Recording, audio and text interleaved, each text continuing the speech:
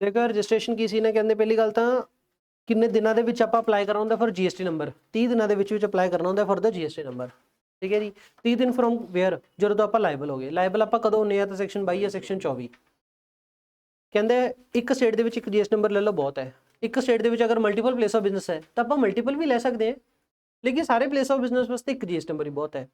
पर हाँ अगर अपना कोई प्लेस ऑफ बिजनेस किसी SCC यूनिट के विच है तो SCC के लिए 8 GST नंबर बाकी के लिए 8 GST नंबर मतलब पंजाब के एक SCC एरिया है लुधियाने के विच बाकी 8 प्लेस ऑफ बिजनेस है तो बाकियों के लिए अलग हो गया लुधियाने के लिए अलग हो गया।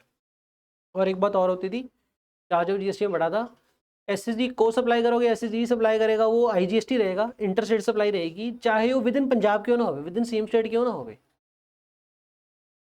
GST नंबर टोटल 15 डिजिट का होता है बाइफर्केशन इसकी ज़रूरत नहीं है। ये क्या आ गया कहते हैं वॉलंटरी GST नंबर भी ले सकते हो। वॉलंटरी अगर GST नंबर ले ले तो टैक्स पे करना ही पड़ेगा चाहे आपकी aggregate turnover 20 lakh 40 lakh exceed नहीं कर रही तो भी। रजिस्ट्रेशन आए नहीं आप अड्ड अड्ड एक्ट के लैनी है एक एक्ट ले लो बाकी एक्ट के डीम्ड रजिस्ट्रेशन होगी मतलब एक GST नंबर लेना है सारे एक्ट के रजिस्टर हो गया CGST SGST एक्सेट्रा। सिमिलरली जो GST नंबर लेना है वो भी एक one for all. Similarly grant of registration rejection of application suspension registration cancellation revocation सारी चीज़ें ही या तो देखो स्टेट ऑफिसर एक्शन लेंदा है या सेंट्रल ऑफिसर दोनों जो जिहड़े भी ऑफिसर ने एक्शन ले लिया ना वो दूजे एक्ट के लिए भी इंप्लाइड एप्लीकेबल। सैक्शन 22 की कहता है सैक्शन 22 पहला की कहता है कहता अगर business transfer as a going concern तो अगर business as a going concern transfer हो रहा है मतलब सामने वाला बिजनेस करेगा कंटिन्यू तो ट्रांसफरी को GST नंबर लेना पड़ेगा। अगर business as a going concern transfer हो रहा है पुराने बंदे को GST नंबर सीखा तो नवे बंदे को GST नंबर चाहिए चाहे नवा बंदा तो हले बिजनेस शुरू कर रहे हैं और तो एग्रीगेटर नंबर है ही नहीं कुछ भी पर फिर भी उन्हें GST नंबर चाहिए एज पर सैक्शन 22 किदन तो चाहिए उन्होंने रजिस्ट्रेशन तो सक्सैशन हो रहा था जिस दिन सक्सैशन है ट्रांसफर है मर्जर अमेलगमेशन होंदा है इस केस ना NCLT की अप्रूवल लेनी पैंदी होंदी है कंपनी एक्ट पढ़ोगे CA फाइनल क्योंकि लेनी पैंदी होंदी है plus date of incorporation certificate जब इशू हो गया तब ले लो। उसके बाद क्या हो गया अगर करंट ईयर के अपनी एग्रीगेट थ्रेशोल्ड लिमिट एक्सीड कर दी है तो थ्रेशोल्ड लिमिट है कि नहीं पहली गल तो नागमनी तेरा पूरा मज़ा और सिक्किम उत्तराखंड ये अपनी स्पेशल कैटेगरी स्टेट होगी। नागमनी तेरा पूरा मज़ा 10 लाख सिक्किम उत्तराखंड 20 लाख पुडुचेरी तेलंगाना 20 लाख जी बाकी सारिया स्टेट रह गई बाकी UT रह गई उन्होंने की जनरल लिमिट कि 20 लाख हाउएवर अगर आप कल्ले एक्सक्लूसिव गुड्स करते हैं फिर अपनी लिमिट कि 40 लाख पर 40 लाख का बेनिफिट नहीं मिलेगा अगर आप आवली 8 आइटम के की है सप्लायर नागमनी तेरा पूरा मज़ा 10 तुम्मा 20 पुडुचेरी तेलंगाना 20 अदर बाकी जेडे रह गए हैं वैसे जनरली 20 40 बेनिफिट मिल जूगा अगर एक्सक्लूसिव गुड है प्लस इंटरेस्टिंग इनकम अर्न कर रहे हैं ना तामी इधर पेपर च भी क्वेश्चन आके गया आप थोड़ी जी सर्विस दे रहे हैं थोड़ी जी मतलब बिल्कुल थोड़ी जी 40-50 हज़ार की गुड्स प्लस 40-50 हज़ार की सर्विस और वो सर्विस एग्जाम्प्ट है और वो इंटरेस्ट नहीं है तो दोस्तों लिमिट की नहीं एप्लीकेबल 40 लाख के 20 लाख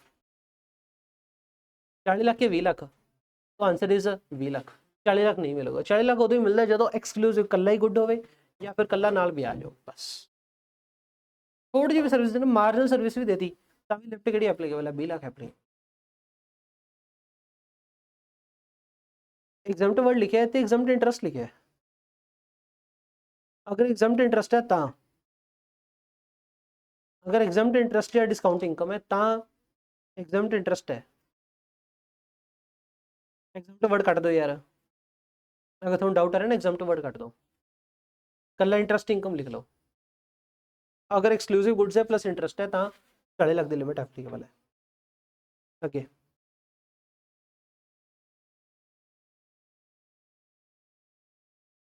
रजिस्ट्रेशन नहीं लेनी आप अगर supplier is not liable to obtain registration अगर आप एक्सक्लूसिव एग्जाम्पल सप्लाई करते हैं exclusive tax non taxable supply करते हैं तो आपको या फिर सप्लाई करते हैं अंडर RCM तो आपको GST नंबर नहीं लेना की कह रहे हैं सप्लायर अगर उसकी आउटवर्ड सप्लाई एक्सक्लूसिव एग्जाम्प्ट है नॉन टैक्सेबल है या फिर RCM वाली आउटवर्ड सप्लाई तो उन्हें GST नंबर ले लेना ठीक हो गया। उदों बाद एग्रीगेट टर्नओवर किहड़ी देखनी होंगी आप मतलब अगर अपना place of business multiple strata के विच है एक नागालैंड के विच 10 लाख की लिमिट है एक पंजाब के विच उत्थे 20 लाख उत्थे 40 लाख की लिमिट है ठीक हो गया। ਆਪਾਂ ਗੁੱਡਸ ਤੇ ਸਰਵਿਸ ਦਾ ਕੇਸ ਕਰ ਰਹੇ ਹਾਂ, ਮਤਲਬ ਇੱਥੇ ਤਾਂ ਇਕੱਲੀ ਗੁੱਡਸ ਦਿੰਨੇ ਆ ਪਲੱਸ ਇੱਥੇ ਗੁੱਡ ਪਲੱਸ ਸਰਵਿਸ ਦਿੰਨੇ ਆ। ਤਾਂ ਹੁਣ ਪੰਜਾਬ ਦੇ ਵਿੱਚ ਲਿਮਿਟ ਕਿੰਨੀ ਐਪਲੀਕੇਬਲ ਹੈ, 40 ਲੱਖ ਕਿ ਘੱਟ। ਤਾਂ ਆਪਾਂ ਪਹਿਲੀ ਗੱਲ ਤਾਂ individual state wise aggregate turnover ਦੇਖਦੇ ਹਾਂ ਜਾਂ ਆਲ ਓਵਰ ਇੰਡੀਆ ਦੇ ਦੇਖਦੇ aggregate turnover? All over India ਦੇ ਦੇਖਦੇ ਆ। ਤਾਂ ਪੰਜਾਬ ਦੀ ਟਰਨਓਵਰ ਚੱਕੋ, ਇਹਦੀ ਟਰਨਓਵਰ ਚੱਕੋ, ਦੋਨੋਂ ਲਿਖੋ ਇੱਥੇ टोटल लेट्स से अपने कितनी आ गई 12 lakh. What is the threshold limit, limit कितनी एप्लीकेबल है अपने ते 10 lakh which ever is lower plus क्योंकि आप इतने सर्विस देती ना तो इतने भी लिमिट 40 लाख नहीं रही 20 लाख रहेगी। अगर एग्रीगेट टर्नओवर दे सर्विस आ जाए ना लिमिट घट गई 40 लाख का बेनिफिट नहीं मिलेगा। लेकिन थ्रेशोल्ड लिमिट एप्लीकेबल कड़ी होगी विच एवर इज लोअर, आहा या हाँ विच एवर इज लोअर। अगर आउटवर्ड सप्लाई इंटर है फिर जीएस नंबर कंपलसरी है सेक्शन 24। उस बाद कहते भी ये जो नागालैंड स्टेट है ना, व्हाट इफ इस स्टेट में आप सिर्फ क्या कर रहे थे एग्जाम सप्लाई, अगर इसमें एक्सक्लूसिव एग्जाम सप्लाई हो रही सी फिर नागालैंड के जीएस नंबर की रिक्वायरमेंट नहीं है ना, तो नागालैंड की फिर थ्रैशोल्ड लिमिट भी ना देखो, फिर लिमिट एप्लीकेबल किहड़ी रह जूगी आपां नूं 20 लाख ही रहूगी। 40 लाख क्यों नहीं, क्योंकि एग्रीगेट टर्नओवर की सर्विस तो हैगी है ना। चाहे नागालैंड आप स्टेट इग्नोर मारनी है लेकिन नागालैंड की भी सर्विस दी तो एग्रीगेट टर्नओवर की सर्विस बन गई। तो एग्रीगेट टर्नओवर अगर सर्विस आ गई तो लिमिट थोनों 40 लाख का बेनिफिट नहीं मिलना, 20 लाख की लिमिट एप्लीकेबल हो। सेम क्वेश्चन एतकी सितंबर 25 एग्जाम च आया, पहला वो कंसिडर करके बाद चो कह के भी भाई वो तो एक्सक्लूसिव एग्जाम है फिर वो छड़ दो, लेकिन लिमिट इतने 20 लाख की रखनी है। इतने आ गल लिखी हुई है, आप पढ़ के दसा की लिखा है, पता ही लगता होंगे। तो threshold limit of the person, अगर threshold limit of a person having place of business in more than one state shall be reduce to the lower limit, वैसे तो रिड्यूस हो जाएगी। हाउएवर अगर एग्जाम सप्लाई कर रहा है from a special category state, ठीक हो गया, एग्जाम सप्लाई कर रहा है तो उन्होंने स्पेशल कैटेगरी स्टेट के जीएस नंबर लेने की लोड़ नहीं, and tax from the other state the threshold limit shall not be reduced, reduce घटाने की लोड़ नहीं है। अगर आप स्पेशल कैटेगरी स्टेट चो एग्जाम सप्लाई कर रहे हैं या नॉन टैक्स सप्लाई कर रहे हैं, if he makes exclusive word लिख लो कहते हैं, और if he makes exclusive exempt supply, exclusive exempt supply या नॉन टैक्सेबल सप्लाई, फिर उन्होंने थ्रेशोल्ड लिमिट घटाने की लोड़ नहीं है।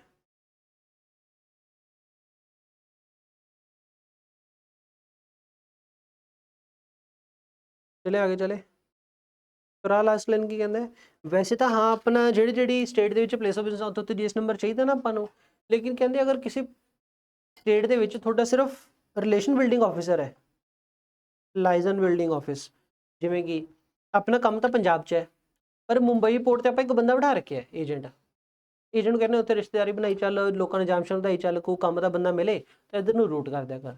तो डाउट ये है भी हाँ भाई मुंबई के भी फिर अपन जीएस नंबर चाहिए, तो आंसर इज नो नहीं चाहिए, क्योंकि उत्थे अपना कोई फिक्स एस्टैब्लिशमेंट नहीं है। एक सिंपल लाइजन ऑफिसर होना मतलब रिलेशन बिल्डिंग ऑफिसर होना, तो आई नहीं कह सकते उत्थे जीएस नंबर चाहिए अपन। चलो आगे सेक्शन 24 ये क्या बोलता है, कहते जीएस नंबर चाहिए ही होगा irrespective of your aggregate turnover. पहला पॉइंट क्या आ गया, अगर आप इंटरस्टेट सप्लाई करते हो किस चीज़ की, गुड्स की, सर्विस देते नहीं है एप्लीकेबल, सिर्फ और सिर्फ गुड्स।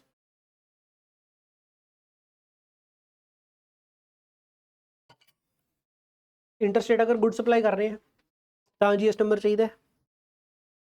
इंटरस्टेट अगर सर्विस कर रहे हैं तो जीएस नंबर मैंडेटरी नहीं है, हाँ वो थ्रेशोल्ड लिमिट वाला कल लगनी है एप्लीकेबल। एक और गल, अगर रिसीव कर रहे हो इंटरस्टेट चाहे गुड्स चाहे सर्विस कोई फर्क नहीं पैंदा, आउटवर्ड अगर इंटरस्टेट गुड कर रहे हो तो फिर जीएस नंबर मैंडेटरी है। अगर आप interstate non taxable exempt goods करते हैं एग्जम्प्ट, फिर जीएस नंबर नहीं रिक्वायर्ड है। तो टैक्सेबल अगर आप गुड्स करते हैं इंटरस्टेट फिर रिक्वायर्ड है। एक और गल की है, कहते वैसे तो अगर इंटरस्टेट टैक्सेबल गुड की तो जीएस नंबर मैंडेटरी रिक्वायर्ड, लेकिन अगर आपने इंटरस्टेट आप सप्लाई कर रहे हैं हैंडीक्राफ्ट गुड की, चाहे वो हैंडीक्राफ्ट टैक्सेबल क्यों ना हो, उदो जीएस नंबर मैंडेटरी नहीं, उदो जीएस नंबर कदों रिक्वायर्ड है अगर थोड़ी एग्रीगेट टर्नओवर 20 लाख या 10 लाख एक्सीड कर जाए। हुण गल ध्यान नाल सुनियो, पंजाब दे जीएस एप्लीकेबल लिमिट कितनी होंदी है, एक्सक्लूसिव गुड का केस है तो 40, पर इत्थे पता की लिखा हुआ है भी अगर तुम हैंडीक्राफ्ट इंटरस्टेट कर रहे हो ना तो 20 लाख अगर एग्रीगेट टर्नओवर एक्सीड कर गया जीएस नंबर लेना पै जाऊगा। ਪੰਜਾਬ ਦੇ ਵਿੱਚ ਅਗਰ ਬੰਦੇ ਬੈਠੇ ਹਾਂ ਆਪਾਂ, ਪੰਜਾਬ ਦੇ ਵਿੱਚ ਵੈਸੇ ਤਾਂ ਲਿਮਿਟ 4.5 ਲੱਖ ਹੁੰਦੀ ਹੈ ਨਾ, ਪਰ ਅਗਰ ਹੈਂਡੀਕ੍ਰਾਫਟ ਗੁੱਡ ਇੰਟਰਸਟੇਟ ਕਰ ਰਹੇ ਹੈ ਤਾਂ 20 ਲੱਖ ਦੀ ਲਿਮਿਟ ਹੈ। 20 ਲੱਖ ਅਗਰ ਐਗਰੀਗੇਟ ਟਰਨਓਵਰ ਐਕਸੀਡ ਕਰ ਗਈ ਤਾਂ ਫਿਰ ਜੀਐਸਟੀ ਨੰਬਰ ਚਾਹੀਦਾ। ਲੇਕਿਨ ਅਗਰ ਆਪਾਂ ਇੰਟਰਸਟੇਟ ਹੈਂਡੀਕ੍ਰਾਫਟ ਗੁੱਡ ਦੀ ਨਾ ਕਰਕੇ ਮੋਬਾਈਲ ਇਲੈਕਟ੍ਰੋਨਿਕਸ ਇਹਨਾਂ ਦੀ ਕਰ ਰਹੇ ਹਾਂ, ਫਿਰ ਐਗਰੀਗੇਟ ਟਰਨਓਵਰ ਚਾਹੇ ਆਪਣੀ 5 ਲੱਖ ਕਿਉਂ ਨਾ ਹੋਵੇ ਤਾਂ ਵੀ ਆਪਾਂ ਨੂੰ ਜੀਐਸਟੀ ਨੰਬਰ ਲੈਣਾ ਪਊਗਾ, ਕਿਉਂਕਿ ਇੰਟਰਸਟੇਟ ਗੁੱਡ ਹੋ ਗਿਆ। ਐਨਆਰਟੀਪੀ ਸੀਟੀਪੀ ਨੂੰ ਮੈਂਡੇਟਰੀ ਰਜਿਸਟ੍ਰੇਸ਼ਨ ਚਾਹੀਦੀ ਹੈ। ਲੇਕਿਨ ਅਗਰ ਸੀਟੀਪੀ ਹੈਂਡੀਕ੍ਰਾਫਟ ਗੁੱਡ ਵੇਚੂਗਾ ਤਾਂ ਫਿਰ ਸੀਟੀਪੀ ਨੂੰ ਜੀਐਸਟੀ ਨੰਬਰ ਰਿਕੁਆਇਰ ਨਹੀਂ ਹੈ, ਅਗਰ ਉਹਦੀ ਟਰਨਓਵਰ 20 ਲੱਖ ਜਾਂ 10 ਲੱਖ ਨਹੀਂ ਐਕਸੀਡ ਕਰਦੀ। 10 ਲੱਖ ਕਿੱਥੇ, ਸਿਰਫ 4 ਸਟੇਟ ਹੈ, ਨਾਗਮਨੀ ਤੇਰਾ ਪੂਰਾ ਮਜ਼ਾ। और अगर इन्वर्ट सप्लाई आरसीएम वाले ਤਾਂ ਵੀ ਆਪਾਂ ਨੂੰ जीएसटी नंबर मैंडेटरी है। फिर क्या गया एजेंट वाला, ਕਹਿੰਦੇ ਏਜੰਟ ਨੂੰ जीएसटी नंबर मैंडेटरी रिक्वायर्ड है अगर ਉਹਦਾ principal is also a taxable person, मतलब प्रिंसीपल ਨੂੰ रजिस्ट्रेशन अगर ਚਾਹੀਦੀ ਹੈ ਤਾਂ ਏਜੰਟ ਨੂੰ ਵੀ ਚਾਹੀਦੀ ਹੈ। ਕਿਹੜਾ ਏਜੰਟ? ਉਹ ਏਜੰਟ ਜਿਹੜਾ ਆਪਦੇ ਨਾਮ ਤੇ ਇਨਵੋਇਸ ਇਸ਼ੂ ਕਰ ਰਿਹਾ ਹੈ। Agent who issues invoice on his own name, ਉਹਦੇ ਉੱਤੇ जीएसटी नंबर ਦੀ obligation ਹੋਊਗੀ, क्योंकि अगर ओन नेम है मतलब सप्लाई डीम सप्लाई होगी, डीम सप्लाई होगी तो आईटीसी पास ऑन कराना, आईटीसी पास ऑन तो ही होगा अगर बंदा रजिस्टर्ड है तो recipient agent. Agent GST number लेना पड़ेगा अगर प्रिंसिपल कोल जीएसटी नंबर है तो। आखिए ईसीओ, ਜਿਹੜਾ ਵੀ ਬੰਦਾ ईसीओ है ਉਹਨੂੰ जीएसटी नंबर लेना पड़ेगा। जो मैं लिखा ना ईसीओ, मतलब मैं वो ईसीओ ਦੀ ਪਲੇਟਫਾਰਮ ਦੀ ਗੱਲ ਕਰ ਰਹੇ ਆਪਾਂ। ਜਿਹੜਾ ਬੰਦਾ ईसीओ ਦੇ ਥਰੂ ਗੁੱਡ ਵੇਚ ਰਿਹਾ ਉਹਦੀ ਗੱਲ ਨਹੀਂ ਕਰ ਰਹੇ, ਜਿਹੜਾ ईसीओ ਦੇ ਥਰੂ ਸਰਵਿਸ ਦੇ ਰਿਹਾ ਉਹਦੀ ਗੱਲ ਨਹੀਂ ਕਰ ਰਹੇ, ईसीओ ਇਟਸੈਲਫ ਦੀ ਗੱਲ ਕਰ ਰਹੇ। ਫਿਰ ਆ ਗਿਆ ਟ੍ਰੀਡਸ ਡਾਇਰੈਕਟਰ, ਠੀਕ ਹੈ ਜੀ। ਆ ਜਿਹੜਾ ਆ ਗਿਆ ਨਾ 5 ਨੰਬਰ ਦੀ ਪਲੇਨ ਥਿਊਰੀ ਆਈ ਹੈ ਕਿ ਪੇਪਰ 'ਚ, ਐਜ਼ ਇਟ ਇਜ਼ ਸਾਰਾ ਪੈਨ ਨਾਲ ਲਿਖਣਾ ਸੀ 5 ਨੰਬਰ 'ਚ। ਕੀ ਲਿਖਿਆ ਹੈ? अगर कोई बंदा ईसीओ थ्रू गुड सप्लाई कर रहा है, अगर कोई बंदा ईसीओ थ्रू गुड सप्लाई कर रहा है, बताओ उसको जीएसटी नंबर रिक्वायर्ड है mandatory? The answer is no. कहते पर्सन ਜਿਹੜਾ ईसीओ थ्रू गुड सप्लाई करूगा वो कर सकता है, उन्होंने जीएसटी नंबर रिक्वायर्ड नहीं है अगर वो सारी कंडीशन फुलफिल कर दे। की चीज़ है? अगर वो इंटरस्टेट सप्लाई ना करे, लिखा क्या है देखो, कहते हैं person making supply of goods through ECO whose aggregate turnover doesn't exceed, हाँ वही है कि ईसीओ के थ्रू अगर गुड्स सप्लाई करनी है, जीएसटी नंबर थोड़ा मैंडेटरी नहीं है, पर तुम आ कंडीशन फॉलो करनी है। पहली कंडीशन इंटरस्टेट सप्लाई नहीं करनी, ऑब्वियस है। जो इंटरस्टेट सप्लाई करती ईसीओ के थ्रू तो जीएसटी नंबर चाहिए ही, इंटरस्टेट वैसे भी चाहिए होंगे। एक्चुअल पता की होंगे, नहीं आप घर पे जा रहे हो, एक्चुअली होता क्या है, जो आप फ्लिपकार्ट थ्रू माल बेच रहे हैं, क्या हाईली प्रोबेबिलिटी बन गई इंटरस्टेट हो सकता है? हाईली, अगर फ्लिपकार्ट के थ्रू गुड्स बेच रहे हो हाईली प्रोबेबल हो गया ना इंटरस्टेट हो सकता है। ਤਾਂ ਕਰਕੇ ਕਹਿ ਰਹੇ ਹੈ, ਪਹਿਲਾਂ ਇਹ ਹੁੰਦਾ ਸੀ ਕਿਤੇ, ਪਹਿਲਾਂ ਕਦੇ ਹੁੰਦਾ ਸੀ ਵੀ ਅਗਰ ਫਲਿੱਪਕਾਰਟ ਦੇ ਥਰੂ ਗੁੱਡਸ ਵੇਚ ਰਹੇ ਹੋ ਤਾਂ ਮੈਂਡੇਟਰੀ ਰਜਿਸਟ੍ਰੇਸ਼ਨ, ਪਰ ਅੱਜ ਕੱਲ੍ਹ ਗੁੱਡਸ ਜਦੋਂ ਵੇਚਣੀ ਹੈ ਤਾਂ ਉਹ ਬਲਿੰਕਿਟ ਦੇ ਥਰੂ ਵੀ ਵੇਚ ਸਕਦੇ ਆ। ਵੈਸੇ ਤਾਂ ਦੇਖੋ ਮੈਨੂੰ ਪਤਾ ਵੀ ਬਲਿੰਕਿਟ ਦੇ ਆਪਦੇ ਸਟੋਰਸ ਹੈ, ਆਪਦੇ ਗਡਾਊਨਸ ਹੈ, ਪਰ ਅਗਰ ਬਲਿੰਕਿਟ ਨੂੰ ਇੱਕ ਥਰਡ ਪਾਰਟੀ ਐਪ ਯੂਜ਼ ਸਮਝੋ ਵੀ ਬਲਿੰਕਿਟ ਇਜ਼ ਜਸਟ ਈਸੀਓ, ਉਹਦੇ ਉੱਤੇ ਜਿਹੜੇ ਸਪਲਾਇਰਸ ਆ ਉਹ ਇੰਡੀਵਿਜੂਅਲ ਕਰਿਆਨੇ ਵਾਲੇ ਬੰਦੇ ਹੈ, ਜੋ ਕਿ ਮੇਬੀ ਇੱਕ ਵਾਰੀ ਆਉਣ ਤੋਂ ਪਹਿਲਾਂ ਕਾਫੀ ਟਾਈਮ ਪਹਿਲਾਂ ਇਹ ਰੌਲਾ ਵੀ ਚੱਲਿਆ ਸੀ कि मतलब ਕਰਿਆਨੇ ਵਾਲੇ ਇਹਦੇ ਥਰੂ ਵੇਚਿਆ ਕਰਨਗੇ ਹੁਣ ਮਾਲ, ਉਹ ਅੱਜ ਕੱਲ੍ਹ ਇਹਨੇ ਆਪ ਹੀ ਵੇਚਣ ਲੱਗ ਗਏ। ਪਹਿਲਾਂ ਰੌਲਾ ਸੀਗਾ ਵੀ ਇਹ ਵੇਚਿਆ ਕਰਨਗੇ, ਤਾਂ ਉਦੋਂ ਇਹ ਲਾਅ ਬਣ ਗਿਆ ਵੀ ਯਾਰ ਬਲਿੰਕਿਟ ਦੇ ਥਰੂ ਵੀ ਤਾਂ ਲੋਕਲ ਕਰਿਆਨੇ ਵਾਲੇ ਬੰਦੇ ਲੋਕਲ ਬੰਦੇ ਨੂੰ ਮਾਲ ਵੇਚ ਸਕਦੇ ਆ। ਉਸ ਕੇਸ ਲੋਕਲ ਕਰਿਆਨੇ ਵਾਲੇ ਨੂੰ जीएसटी ਨੰਬਰ ਮੈਂਡੇਟਰੀ ਹੋ ਜਾਊਗਾ। ਅੱਜ ਦੇ ਟਾਈਮ ਇਹ ਜੀ ਇੱਕ ਈਸੀਓ ਆਉਣਾ ਕੋਈ ਬਾਹਲੀ ਵੱਡੀ ਗੱਲ ਥੋੜ੍ਹੀ ਹੈ ਵੀ ਇਹੋ ਜਿਹਾ ਈਸੀਓ ਜਿਹਦੇ ਥਰੂ ਲੋਕਲ ਕਰਿਆਨੇ ਵਾਲਾ ਬੰਦਾ ਲੋਕਲ ਬੰਦੇ ਨੂੰ ਹੀ ਮਾਲ ਵੇਚੀ ਜਾਂਦਾ ਹੈ।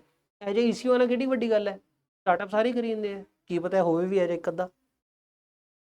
ਤਾਂ ਲਾਅ ਕੀ ਬਣਾ ਰੱਖਿਆ ਹੈ ਵੀ ਯਾਰ ਜੇ ਲੋਕਲ ਛੋਟਾ ਬੰਦਾ ਲੋਕਲ ਹੀ ਮਾਲ ਵੇਚੀ ਜਾਂਦਾ ਇੰਟਰਾ ਸਟੇਟ, ਤਾਂ ਉਹ ਸਿਰਫ ਈਸੀਓ ਥਰੂ ਵੇਚਣ ਕਰਕੇ ਉਹਨੂੰ ਮੈਂਡੇਟਰੀ ਰਜਿਸਟ੍ਰੇਸ਼ਨ ਦੀ ਐਪਲੀਕੇਸ਼ਨ ਕਿਉਂ ਪਾਣੀ, ਬੰਦਾ ਹੀ ਛੋਟਾ ਹੈ। ਤਾਂ ਕਹਿੰਦੇ ਨਹੀਂ ਪਾਉਂਦੇ। ਕੰਡੀਸ਼ਨ ਕੀ ਹੈ?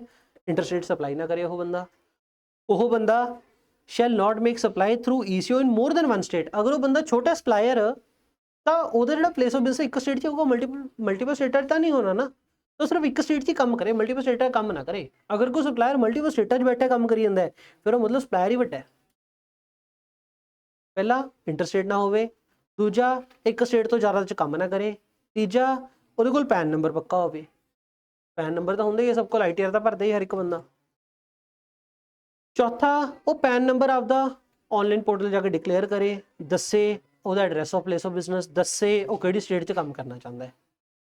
नैक्सट ਜਦੋਂ ऑनलाइन जाके ये सारा कुछ दसूगा, ऑनलाइन उन्हें एनरोलमेंट ID जनरेट होगी, ਜਿੰਨੇ ਦੇਰ ਤੱਕ ਉਹਦੇ ਕੋਲ ਐਨਰੋਲਮੈਂਟ ਆਈਡੀ ਨਹੀਂ ਆ ਜਾਂਦੀ ਉਨੀ ਦੇਰ ਤੱਕ ਉਹ ਈਸੀ ਦੇ ਥਰੂ ਸਪਲਾਈ ਨਾ ਕਰਨ ਲੱਗੇ। ਐਂਡ ਇੱਕ ਐਨਰੋਲਮੈਂਟ ਨੰਬਰ ਹੀ ਮਿਲੂਗਾ, ਇੱਕ ਤੋਂ ਜ਼ਿਆਦਾ ਨਹੀਂ ਮਿਲਣਗੇ। ਤੇ ਜਦੋਂ ਦੀ ਐਗਰੀਗੇਟਰ ਉਹ ਐਕਸੀਡ ਕਰ ਗਈ ਹੈ, ਉਹਨੂੰ ਜੀਐਸ ਨੰਬਰ ਲੈਣ ਦੀ ਐਪਲੀਕੇਸ਼ਨ ਆ ਗਈ, ਉਹਦਾ ਐਨਰੋਲਮੈਂਟ ਨੰਬਰ ਸੀਜ਼ ਹੋ ਜਾਊਗਾ, जीएस नंबर ਉਹਨੂੰ अपडेट करना पड़ेगा। बस इतनी बात है। रिपीट क्या जरूरी नहीं है।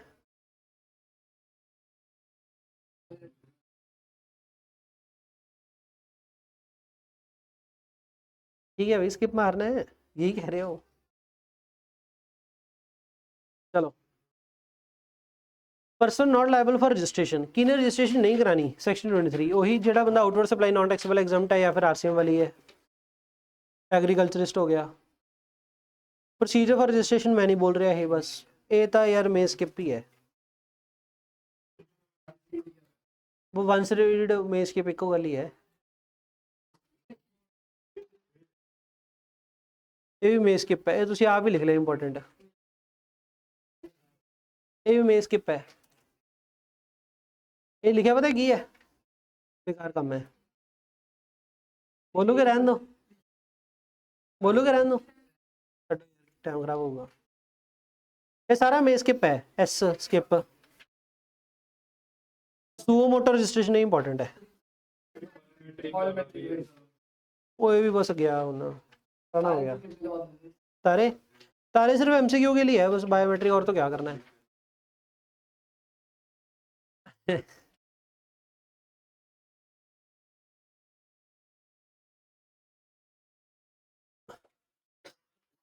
Suo motor registration by the proper officer, ये इंपॉर्टेंट है, ये क्वेश्चन आके गया है 90 दिन वाले क्वेश्चन आ गया एमसीक्यू। सुओ मोटर रजिस्ट्रेशन की चीज़ है, कहते अगर प्रॉपर ऑफिसर ਨੂੰ ਲੱਗੇ ਵੀ ਕੋਈ ਬੰਦਾ ਉਹਦੀ ਐਗਰੀਗੇਟਰ ਹੋਰ ਵੱਧਦੀ है तो सुओ मोटो जाके उठाकर, मतलब बहुत सारी रेडिया की होंगे है, रेडिया वाले जीएस नंबर तो लेके रखते नहीं है, लेकिन प्रॉपर ऑफिसर घंटा ऑब्जर्व करता है, देखिए ना यार घंटे ची इतनी सेल होगी, पूरे साल में तो कितनी होती होगी, तो वो उठा करके किसी को भी एक टेम्परेरी रजिस्ट्रेशन नंबर ग्रांट कर सकते हैं। ठीक है, पेपर ਦੇ ਵਿੱਚ ਨਾ ਇੱਕ ਬਹੁਤ ਸੋਹਣਾ पॉइंट आया, ऑब्जर्व करने वाली गल सी बच्चों ने की नहीं होंगी यूजुअली। कहते फरवरी 2023 ਦੇ ਵਿੱਚ ਪ੍ਰੋਪਰ ਅਫਸਰ ਨੂੰ ਲੱਗਿਆ ਵੀ ਇਹਨੂੰ ਰਜਿਸਟ੍ਰੇਸ਼ਨ ਲੈਣੀ ਚਾਹੀਦੀ ਹੈ, ਤਾਂ ਕਰਕੇ ਪ੍ਰੋਪਰ ਅਫਸਰ ਨੇ ਉਹਨੂੰ ਗ੍ਰਾਂਟ ਆਫ ਰਜਿਸਟ੍ਰੇਸ਼ਨ ਕਰਤੀ 1 ਮਾਰਚ 2023 ਨੂੰ। ਇੱਥੇ ਕੀ ਲਿਖਿਆ ਹੋਇਆ ਵੀ ਅਗਰ ਪ੍ਰੋਪਰ ਅਫਸਰ ਗ੍ਰਾਂਟ ਆਫ ਟੈਂਪਰੇਰੀ ਗ੍ਰਾਂਟ करके चला जाए तो रेसिपिएंट को की पावर है, मतलब प्रॉपर अफसर ग्रांट करके चला गया तो उस बंदे को जिन्हों ग्रांट करता है ना ਉਹਦੇ ਕੋਲ की पावर है, ਉਹਦੇ ਕੋਲ तो कहते 2 ऑप्शन है, या तो रजिस्ट्रेशन ਲਈ अप्लाई कर दे या फिर वो अपील फाइल कर दे, लेकिन दोनों के लिए ਉਹਦੇ ਕੋਲ किन्ने दिन है, 90 दिन है। 90 दिन की कर सकता है, या तो अपील फाइल करे या रजिस्ट्रेशन लवे।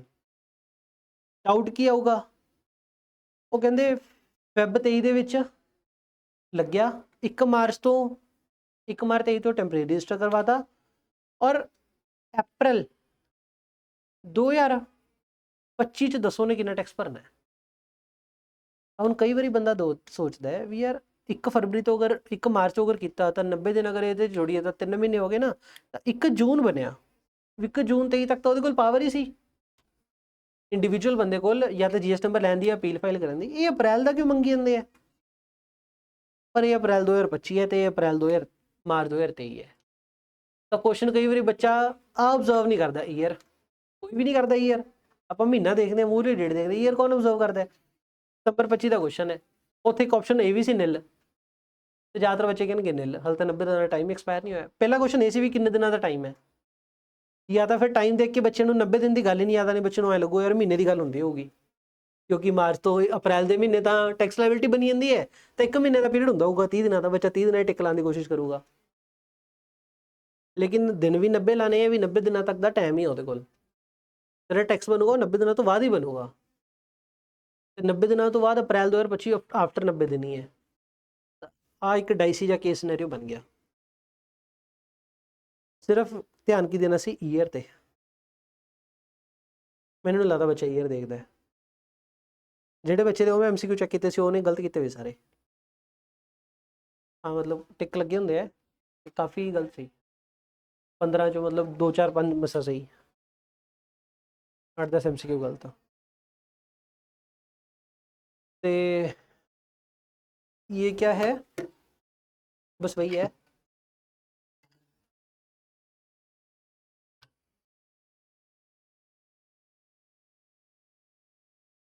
तो 90 दिन है किसके पास,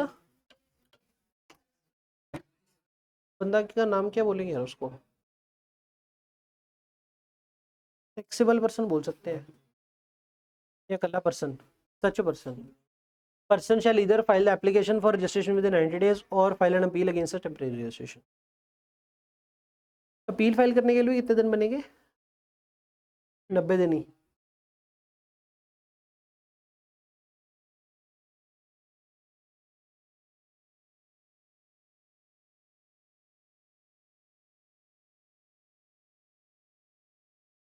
नब्बे दिन में या तो ग्रांट ऑफ रजिस्ट्रेशन के लिए अप्लाई करेगा या फिर अपील फाइल करेगा।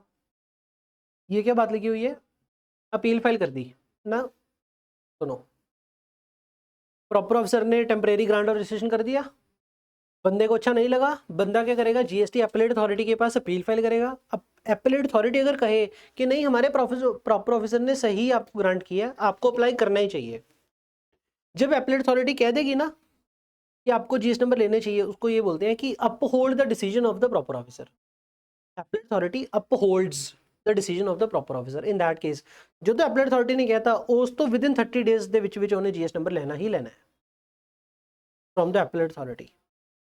चलिए आगे, इसके ऊपर भी एमसीक्यू आ जाता होता है।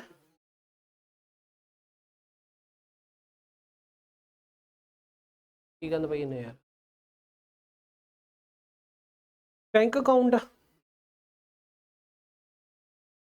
भाई गल कमां लाले, ਹੁਣ ਤੁਸੀਂ ਭਕਾਈ ਮਾਰਦੇ ਫਿਰਦੇ ਹੋ ਨਾ, ਮੁੜ ਕੇ ਹਫਤੇ ਹਫਤੇ ਬਾਅਦ ਆ ਕਹੋਗੇ ਵੀ ਸਰ ਬਹੁਤ ਗਰੁੱਪ ਹੋਣੇ ਤੇ ਸਿੰਗਲ ਗਰੁੱਪ ਦੇ ਲਈਏ। ਨਹੀਂ ਇਹ ਗੱਲ ਸਹੀ ਆ, ਹੁਣ ਤੁਸੀਂ ਭਕਾਈ ਤੇ ਲੱਗੇ ਹੋਏ ਹੋ, ਹੋਰ 2-4-5 ਦਿਨ ਜਾਂਦੇ ਫਿਰ ਇੱਕ ਜਣਾ ਫੇਰ ਆ ਜਾਊਗਾ ਵੀ ਸਰ ਸਿੰਗਲ ਦੇ ਲਈਏ।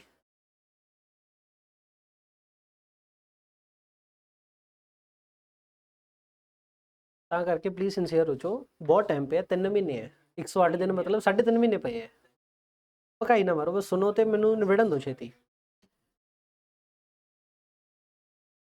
ਹੁਣ ਪਰਸਨ ਨੇ ਬੈਂਕ ਅਕਾਊਂਟ ਫਰਨਿਸ਼ ਕਰਨਾ ਹੁੰਦਾ ਆਪਦਾ, ਆ 225 ਕਰੀ ਜਾਂਦਾ ਸਾਰਾ ਦਿਨ, ਕੱਲ ਤਾਂ ਕੁਝ ਨਹੀਂ ਕੀਤਾ ਇਹਨੇ, ਕਹਿੰਦਾ ਸਰ ਐਨੇ ਟੁੱਟ ਗਈ, ਸਾਰਾ ਦਿਨ ਟਾਈਮ ਪਾਸ ਹੋ ਗਿਆ। ਦਿਨੇ ਟਾਈਮ ਪਾਸ ਕਰਦੇ ਹੋ, ਰਾਤ ਨੂੰ ਇੰਨਾ ਖਰਾਬ ਕਰਦੇ ਉਹਦਾ ਕੀ ਫਾਇਦਾ।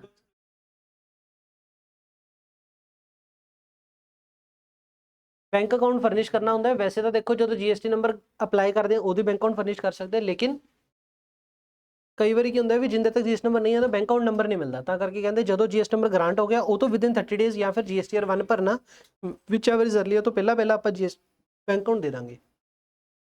ਜਦੋਂ ਜੀਐਸ ਨੰਬਰ ਮਿਲ ਗਿਆ ਉਹਦੇ ਵਿਦਿਨ 30 ਡੇਜ਼ ਜਾਂ ਫਿਰ ਜੀਐਸਟੀਆਰ 1 ਜਦੋਂ ਭਰਨ ਲੱਗੇ, ਇਹਨਾਂ ਦੋਨਾਂ ਚੋਂ ਵਿਚ ਐਵਰ ਇਜ਼ ਅਰਲੀਅਰ, ਠੀਕ ਹੈ ਨਾ, ਜੀਐਸਟੀਆਰ 1 ਭਰਨ ਤੋਂ ਪਹਿਲਾਂ ਜਾਂ ਗ੍ਰਾਂਟ ਆਫ ਰਜਿਸਟ੍ਰੇਸ਼ਨ ਤੋਂ 30 ਦਿਨ ਤੋਂ ਵਿੱਚ ਆਪਾਂ ਬੈਂਕ ਅਕਾਊਂਟ ਦੇਣਾ, ਅਗਰ ਆਪਾਂ ਪਾਰਟ ਬੀ ਦੇ ਵਿੱਚ ਨਹੀਂ ਭਰਿਆ ਤਾਂ।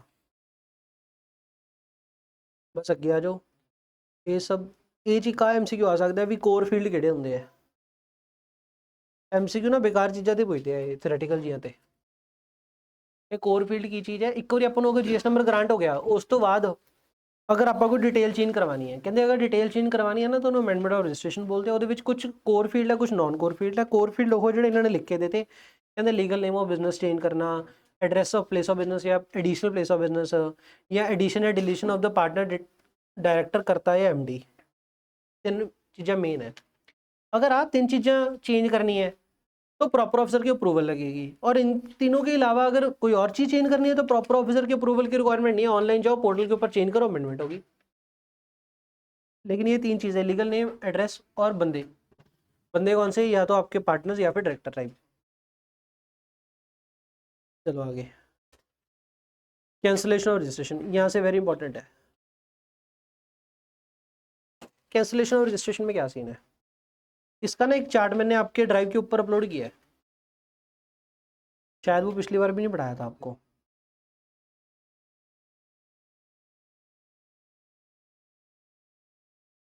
तो जो पढ़ाना है,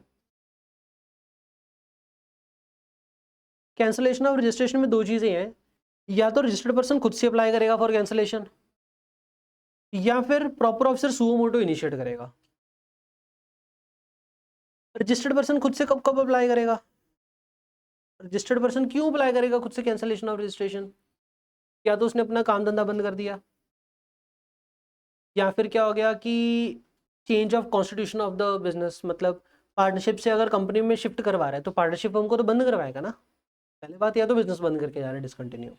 दूसरा बात, change in constitution of the business, मतलब पार्टनरशिप फर्म से कंपनी में क्रिएट अगर करवा रहा है बंदा तो पार्टनरशिप फर्म बंद होएगी, तो पार्टनरशिप का जीएस नंबर बंद करना पड़ेगा। तो दैट्स वाई। ठीक हो गया।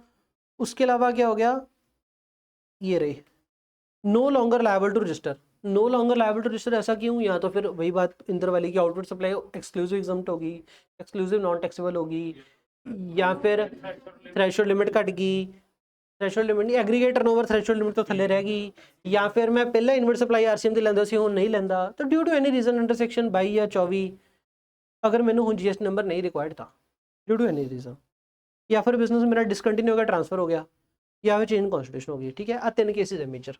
आ 3 केसेस ਦੇ ਵਿੱਚ ਕੀ ਹੋਊਗਾ, मैं रजिस्टर्ड पर्सन खुद अप्लाई करूँगा फॉर कैंसलेशन।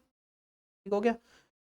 अगर मैं खुद अप्लाई किया ना तो पहली गल मैं किन्ने दिनों अप्लाई करना होंगे है, ਜਿਹੜਾ इवेंट है आ इवेंट तो विद इन 30 डेज, या फिर आ इवेंट तो पहला भी अप्लाई कर सकता है, बिफोर और even with in 30 days of the event apply करता। यार अगर मैं खुद ही अप्लाई कर रहे हैं फॉर कैंसलेशन, खुद अप्लाई कर रहे हैं फॉर कैंसलेशन, क्या कंफर्म है कि मुझे कैंसलेशन मिल जाएगा, या हो भी सकता है कि वो ना दे कैंसलेशन? अगर मैं अप्लाई ये इस रीज़न से कर रहे हैं भी यार नो मोर लाइबल, तो हो सकता है वो कहे नहीं नहीं लाइबल ये बेटर है, तो हो सकता है कि वो कैंसलेशन ना दे। तो लेकिन एक बार क्या करेंगे, जब आप कैंसलेशन के लिए अप्लाई कर रहे हो टेम्परेरी एक बार जीएस नंबर सस्पेंड कर देंगे। जीएस नंबर सस्पेंड कब से करेंगे? अप्लाई कदों करिए ने ਆਪਾਂ ਪਹਿਲੀ ਗੱਲ ਤਾਂ ਆਪਾਂ ਨੂੰ ਮੰਨ ਲਓ जीएस नंबर कैंसिल कदों तो चाहिए है। I want cancellation to be effective from 1 April 25, तो या तो मैं 1 अप्रैल 25 तो कैंसलेशन मांगता है, मैं डिज़ायर करता हूँ। ठीक हो गया। या तो 1/4/25 तो पहला अप्लाई करूंगा, या 1/4/25 तो विद इन 30 डे अप्लाई करूंगा। अगर मैं केस है 1/4/25 तो पहले ही अप्लाई करता, मान लो मैं Feb 25 ਦੇ ਵਿੱਚ ਅਪਲਾਈ ਕਰਤਾ ਵੀ ਯਾਰ 1/4/25 ਤੋਂ ਮੇਰੀ ਪਾਰਟਨਰਸ਼ਿਪ ਫਰਮ ਬੰਦ ਹੋ ਜੋ ਕੰਪਨੀ ਸ਼ੁਰੂ ਹੋ ਜੂ, ਤਾਂ 1/4/25 ਮੈਨੂੰ जीएस ਨੰਬਰ ਨਹੀਂ ਚਾਹੀਦਾ। ਸਸਪੈਂਡ ਕਿਦਾਂ ਤੋਂ ਹੋਊਗਾ? ਫਰਵਰੀ ਜਦੋਂ ਅਪਲਾਈ ਕਰਤਾ ਹੈ 1/4/25 ਜਦੋਂ ਤੋਂ ਕੈਂਸਲੇਸ਼ਨ ਸੌਟ ਹੈ 1/4/25, ਲੇਕਿਨ ਮੈਂ ਕੀ ਕੀਤਾ 1/4/25 ਤੋਂ ਕੰਮ ਧੰਦਾ ਬੰਦ ਕਰਤਾ, ਫਿਰ ਸਰਕਾਰ ਨੂੰ ਮੈਂ ਦੱਸਿਆ 10/4/25 ਨੂੰ, 10 ਅਪ੍ਰੈਲ 25 ਨੂੰ ਮੈਂ ਅਪਲਾਈ ਕਰ ਰਿਹਾ ਵੀ ਯਾਰ ਮੈਨੂੰ ਕੈਂਸਲੇਸ਼ਨ ਦੇ ਦਿਓ 1/4/25 ਤੋਂ, ਕਿਉਂਕਿ ਲੋਨ ਨੇ ਕਿਹਾ ਸੀ 30 ਦਿਨਾਂ ਦੇ ਵਿੱਚ ਅਪਲਾਈ ਕਰ ਦਿਓ, ਮੈਂ 30 ਦਿਨਾਂ 'ਚ ਅਪਲਾਈ ਕਰਤਾ। ਹੁਣ जीएस नंबर सस्पेंड कितन तो होगा 1/4/25 या 10/4/25? लॉ कहता 10/4/25, लॉ कहता आप किस दिन बता रहे हो हमें 10/4/25, तो जिस दिन बता रहे हो उससे पीछे तो सस्पेंड नहीं करेंगे, उससे पीछे से कैंसिल कर देंगे अगर प्रॉपर अफसर को लगा। तो 1/4/25 तो 10/4/25 ये सस्पेक्टेड हो गया, पता नहीं है 10 दिन काम किया कि नहीं, ये सस्पेक्टेड हो गया एरिया। प्रॉपर अफसर खुद तो चेक कर लूगा 1/4/25 तो कैंसिल करवा दिए, करवाना हो तो करवा सकता है, कोई दिक्कत नहीं है, पर जिस दिन बंदे ने अप्लाई किया उस दिन तो सस्पेंड करा या तो डेट ऑफ एप्लीकेशन, एप्लीकेशन का दी कैंसलेशन दी, date of application for cancellation, date of application for cancellation letter आऊगा, date of application for cancellation और date from when the cancellation is sought करो तो कैंसलेशन मांग दे 1 April 25 whichever is later, जिस दिन एप्लीकेशन पाई या जिस दिन कैंसलेशन मांग दे विच एवर इज लेटर, उस दिन से क्या होगा जीएस नंबर सस्पेंड होगा, सस्पेंड हो गया। अब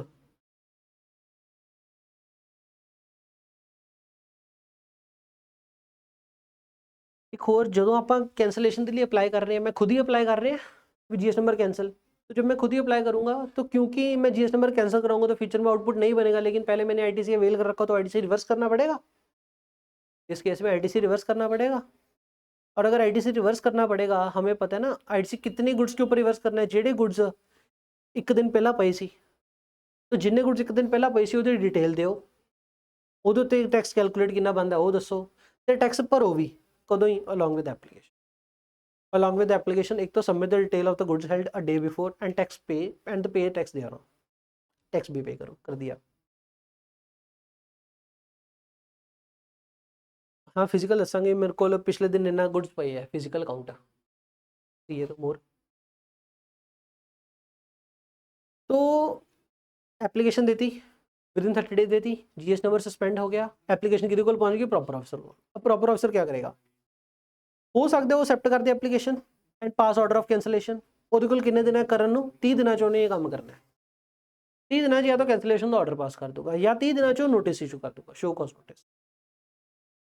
अगर प्रॉपर ऑफिसर ने शो को नोटिस करता, हुन गल किहदे हत्थ आ गई, एप्लीकेंट के हत्थ। एप्लीकेंट के पास कितने दिन है, फिर से 7 दिन है। 7 दिन में क्या करेगा, रिप्लाई करेगा सेटिस्फैक्टरी टू द पीओ। जब मैं ये लिखते हैं ना रिप्लाई सेटिस्फैक्टरली, इसका मतलब ये हो गया प्रॉपर एप्लीकेंट रिप्लाई करूंगा to the proper officer. Applicant ने रिप्लाई करता, अगर तो प्रॉपर ऑफिसर खुश हुआ तो कैंसलेशन ग्रांट, और अगर प्रॉपर ऑफिसर खुश ना हुआ उसको ये बोलते हैं कि एप्लीकेंट ने सेटिस्फैक्टरली रिप्लाई नहीं किया। अगर एप्लीकेंट ने सेटिस्फैक्टरली रिप्लाई नहीं किया तो क्या होगा, जीएस नंबर चलता रहेगा, एप्लीकेशन फॉर कैंसलेशन रिजेक्टेड। और जो सस्पेंड पहले किया था वो सस्पेंशन की हो जाएगी रिवोक, जीएस नंबर आपका चलता रहेगा। ठीक, लेकिन अगर सेटिस्फैक्टरली रिप्लाई कर दिया विद इन 7 डेज, ठीक हो गया, उस केस में क्या आएगा, जीएस नंबर कैंसिल कर देगा वो बंदा। अगर जीएस नंबर कैंसिल कर दिया एक बार, ठीक है, एक बार जीएस नंबर कैंसिल हो गया, तो इस केस में एक बार कैंसिल हो गया तक कैंसिलेशन रिवोक नहीं हो सकती। कैंसिलेशन रिवोक होना मतलब अगेन से पुराना जीएस नंबर कंटिन्यू होना। कहते एप्लीकेंट तूने खुद तो अप्लाई किया था कि मुझे कैंसिलेशन चाहिए, और जीएसटी डिपार्टमेंट ने तेरी इच्छा मानते हुए जीएस नंबर तेरा कैंसिल भी कर दिया। अब तो कह रहा है कि नहीं मुझे फिर से री अगेन एक्टिव करो, तो ऐसा थोड़ी होता है। तो अगर खुद से अप्लाई करेगा बंदा तो उस केस में रेवोकेशन पॉसिबल नहीं है। आगे चले,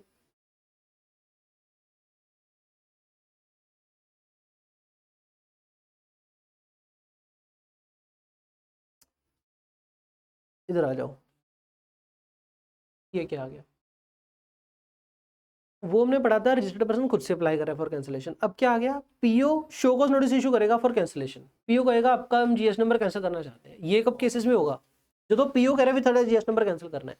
जब प्रॉपर ऑफिसर को लगेगा कि ये जो रजिस्टर्ड पर्सन है ये डिफॉल्टर है, ये रिटर्न फाइल नहीं करता, केडी रिटर्न फाइल नहीं करता, जीएसटी 3B नहीं फाइल करता। कितना टाइम हो गया 3B फिर ना फाइल करते, 3 महीने हो गए। जीएसटी 3B ना फाइल करते को कितना टाइम हो गया, 3 महीने। ये वाले केसेस इंपॉर्टेंट है, ये केसेस बहुत इंपॉर्टेंट है। ये सारा पहला पेज तो आपका वही था, कैंसलेशन खुद तो अप्लाई करना, पहला केस। ये दूसरा केस आ गया suo motu proper. Suo motu कब कैंसिल करेगा, अगर आप कॉम्पोजिशन वाले बंदे हो तो 3 महीने नहीं, फिर से अगर आपने जीएसटी 3B ना फाइल करी, कितने टाइम की, 6 महीने, 3 महीने 6 महीने।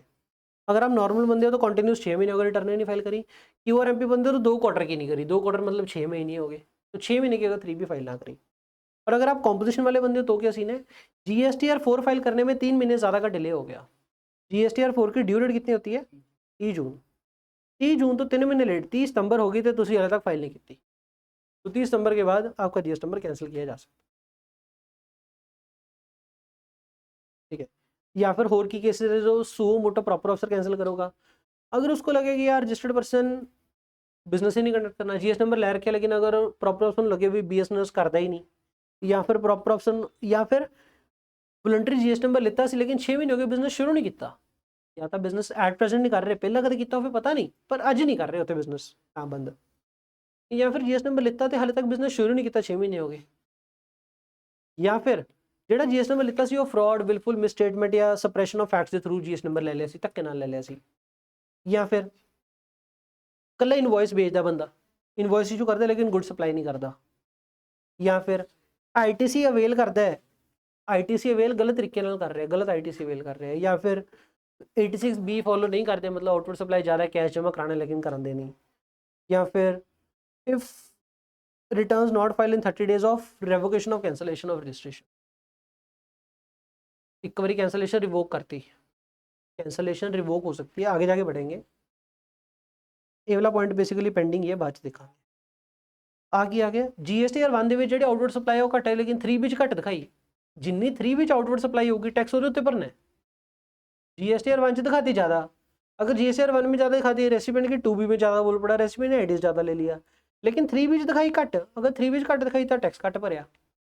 सर GST 3 ਵਿੱਚ ਆਊਟਵਰਡ ਸਪਲਾਈ ਘੱਟ ਹੈ, GST 1 ਚ ਜ਼ਿਆਦਾ, ITC ਜ਼ਿਆਦਾ ਦੇਈ ਜਾਂਦਾ, टैक्स ਘੱਟ भरते हैं ये वाले केसेस है, तो या फिर 3 भी नहीं भरी। तो इन सभी केसेस में सुओ मोटो प्रॉपर ऑफिसर क्या करेगा, GS नंबर कैंसिल करने लगेगा, इनिशिएट करेगा। इनिशिएट करने से पहले सबसे पहला काम क्या करेगा, वो opportunity of being heard show cause notice issue करेगा। प्रॉपर ऑफिसर ने शो कॉज नोटिस इशू कर दिया, तो ये आ गया, कहते PO में इशू शो कॉज नोटिस कर दिया, शो कॉज नोटिस इशू। जब वो नोटिस इशू करेगा तो चाहे तो GS नंबर सस्पेंड कर भी सकता है और नहीं भी कर सकता, मर्जी है। नोटिस इशू कर दिया, नोटिस इशू कर दिया, अब रजिस्टर्ड पर्सन के हाथ में बात आ गई, उसने क्या करना है, विद इन 7 डेज रिप्लाई करना है। अगर तो उसने बढ़िया से रिप्लाई कर दिया तो बंदा उसकी कहानी आगे सुनेगा, और अगर हाँ 7 दिन के अंदर अंदर रिप्लाई कर दिया और PO सेटिस्फाई है, क्या बात है, PO को डाउट आया प्रॉपर ऑफिसर को, तेरा GS नंबर कैंसिल करना चाहता हूँ, एप्लीकेंट ने बताया होगा ना कि बाबूजी कैंसिल ना करो, उसने कहा होगा कि तूने ITC गलत अवेल किया, उसने जस्टिफिकेशन दी होगी कि नहीं मैंने अवेल सही किया है, देखो प्रूफ मेरा। तो अगर रजिस्टर्ड पर्सन ने सेटिस्फैक्टरली अप्लाई रिप्लाई कर दिया to the proper officer satisfactory, proper officer खुश हुआ कि हाँ एप्लीकेंट जायज है, GS नंबर कैंसिल करना नहीं बंदा, तो फिर आपकी प्रोसीडिंग ड्रॉप कर दूंगा, कैंसिलेशन की प्रोसीडिंग ड्रॉप कर देगा। लेकिन अगर एप्लीकेंट ने 7 दिन के अंदर अंदर रिप्लाई ना किया या फिर सेटिस्फैक्टरी रिप्लाई ना किया, मतलब प्रॉपर ऑफिसर को अभी भी लग रहा है कि GS नंबर कैंसिल करना ही चाहिए, तो वो क्या करेगा, कैंसिल कर देगा। 7 दिन में अंदर अंदर या तो रिप्लाई नहीं किया या फिर रिप्लाई किया लेकिन प्रॉपर ऑफिसर खुश नहीं हुआ, तो कैंसिल कर देगा, कैंसिल हो गया GS नंबर। अगर एक बार GS नंबर कैंसिल हो गया, प्रॉपर ऑफिसर पहले एक्शन लेगा, फिर रजिस्टर्ड पर्सन जो होगा अब उसकी अकल ठिकाने आ गई, वो कहता है यार गलती होगी, है तो गलत काम कर दिया मैंने, पहले अपॉर्चुनिटी ऑफ बीइंग हर्ड दिया, एक शो कॉज नोटिस इशू किया, लेकिन नोटिस है कि बंदा डरदा नहीं, फिर प्रॉपर ऑफिसर को एक्शन लेना पड़ा, उसने एक्शन ले लिया, अभी ये बंदा हो सकता है डर जाए। अगर ये डर गया और ये कह रहा है कि प्रॉमिस कर रहा है कि हाँ मैं आगे से ऐसा नहीं करूंगा, एक बार मुझे माफ कर दो, तो प्रॉपर ऑफिसर चाहे तो जो कैंसिलेशन करी थी ना उसको कैंसिल कर सकता है, रेवोकेशन ऑफ कैंसिलेशन हो सकती है। अगर रेवोकेशन ऑफ कैंसिलेशन होगी इसका मतलब GS नंबर पुराने वाला एक्टिव हो जाएगा, क्योंकि इस ने गलती की थी ता करके कैंसिल होया सी GS नंबर, ता करके ਉਹਦੀ अकल ਟਿਕਾਣੇ आ गई, ता ਹੁਣ ਉਹ ਕਹਿੰਦਾ भी माफ कर दो, तो रेवोकेशन पॉसिबल है कैंसिलेशन की। लेकिन उसकी अकल कितने दिन में ठिकाने आनी चाहिए, 90 दिन में आनी चाहिए, चाहे तो 90 दिन से एक्सटेंड करवा के 180 दिन में करवा सकते हैं, 180 डेज, 90 की बजाय 180 दिन भी हो सकते हैं। 180 कमिश्नर करेगा या फिर कमिश्नर के ब्याह पे बाकी बंदे करेंगे। 90 दिन फ्रॉम व्हेन, 90 दिन from service of order of cancellation, जब से प्रॉपर ऑफिसर ने नोटिस इशू कर दिया इसको, सर्विस ये डिलीवर हो गया इसको, तो सर्विस से 90 दिन, ठीक है जी। अब बात ये आती है कि सर जब रजिस्टर्ड पर्सन अप्लाई करेगा फॉर रेवोकेशन, तो क्या खाली एप्लीकेशन डालेगा या साथ में टैक्स भी पे करेगा? तो कहते हैं 2 केसेस है इसमें, कि आपका GS नंबर कैंसिल किस दिन से हुआ, 1 अप्रैल 25 से GS नंबर कैंसिल हो गया, ठीक है हो गया। आपने टैक्स कब से नहीं भरा हुआ था, लेट्स से केस 1 1 जनवरी 25 तो टैक्स नहीं भरा हुआ सी, कब से नहीं भरा हुआ था, 1 जनवरी 25। कैंसिलेशन कब से हुई, कैंसिलेशन इफेक्टिव 1/4/25, यार जिद्दन तो GS नंबर कैंसिल हो गया उस तो बाद ਦੇ ਪੀਰੀਅਡ ਦਾ ਟੈਕਸ ਭਰਿਆ ਜਾ ਸਕਦਾ, ਮਤਲਬ GS ਨੰਬਰ 1/4/25 ਤੋਂ ਕੈਂਸਲ ਹੋ ਗਿਆ, ਮਤਲਬ 1/4/25 ਤੋਂ ਬੰਦਾ GST ਵਾਲਾ ਰਜਿਸਟਰਡ ਹੈ ਹੀ ਨਹੀਂ, ਤਾਂ 1/4/25 ਤੋਂ ਬਾਅਦ ਦੇ ਪੀਰੀਅਡ ਦੀ ਰਿਟਰਨ ਤਾਂ ਭਰ ਨਹੀਂ ਸਕਦਾ ਬੰਦਾ, ਲੇਕਿਨ ਉਦੋਂ ਪੁਰਾਣੀ ਤਾਂ ਫਾਈਲ ਕਰ ਹੀ ਸਕਦਾ ਹੈ, ਉਦੋਂ ਪਹਿਲਾਂ ਤਾਂ ਉਹ ਬੰਦਾ ਰਜਿਸਟਰਡ ਹੀ ਸੀ, ਟੈਕਸੇਬਲ ਵੀ ਸੀ। ਤਾਂ ਕਹਿੰਦੇ ਅਗਰ ਤੁਸੀਂ ਰੈਵੋਕੇਸ਼ਨ ਅਪਲਾਈ ਕਰ ਰਹੇ ਹੋ, ਮੰਨ ਲਓ 90 ਦਿਨਾਂ ਦੇ ਵਿੱਚ 30 अप्रैल ਨੂੰ अप्लाई कर रहे हो है ना रेवोकेशन के लिए, तो रेवोकेशन के लिए जब अप्लाई कर रहे हो तो जो पुराना टैक्स पीरियड था उसके लिए तो टैक्स पे कर दो, पे टैक्स 1 जनवरी ਤੋਂ 1 अप्रैल ਦੇ ਲਈ, ਇਹਦੇ ਲਈ ਆਪਾਂ टैक्स पे कर देंगे 30 अप्रैल ਨੂੰ, जब अप्लाई करेंगे तभी टैक्स पे कर देंगे। लेकिन अगर ऐसा होता कि आपने टैक्स कब से नहीं भरा था, 1 जनवरी 25, और कैंसिलेशन भी कब से इफेक्टिव हो गया, 1 जनवरी 25, 1 जनवरी 25 ਤੋਂ ਬਾਅਦ ਆਪਾਂ GST ਰਜਿਸਟਰਡ ਹੀ ਨਹੀਂ ਰਹੇ, 1 जनवरी 25 ਤੋਂ ਬਾਅਦ ਦੇ ਪੀਰੀਅਡ ਦੀ ਰਿਟਰਨ ਮੈਂ ਭਰ ਹੀ ਨਹੀਂ ਸਕਦਾ। ਤਾਂ ਕਹਿੰਦੇ ਅਗਰ ਤੁਹਾਡੀ ਕੈਂਸਲੇਸ਼ਨ बैक डेट से, अगर आपकी ऑर्डर कदों आ रहा है 1/4/25 ਨੂੰ आ रहा है कैंसलेशन का ऑर्डर, अगर आ गया बैक डेट तो जिद्दन तो टैक्स नहीं भरिया सी, ਤਾਂ ਫਿਰ ਜਦੋਂ ਰੈਵੋਕੇਸ਼ਨ ਦੀ ਐਪਲੀਕੇਸ਼ਨ ਫਾਈਲ ਕਰੋਗੇ ਉਦੋਂ ਕੋਈ ਵੀ ਟੈਕਸ ਪੇ ਕਰਨ ਦੀ ਲੋੜ नहीं है।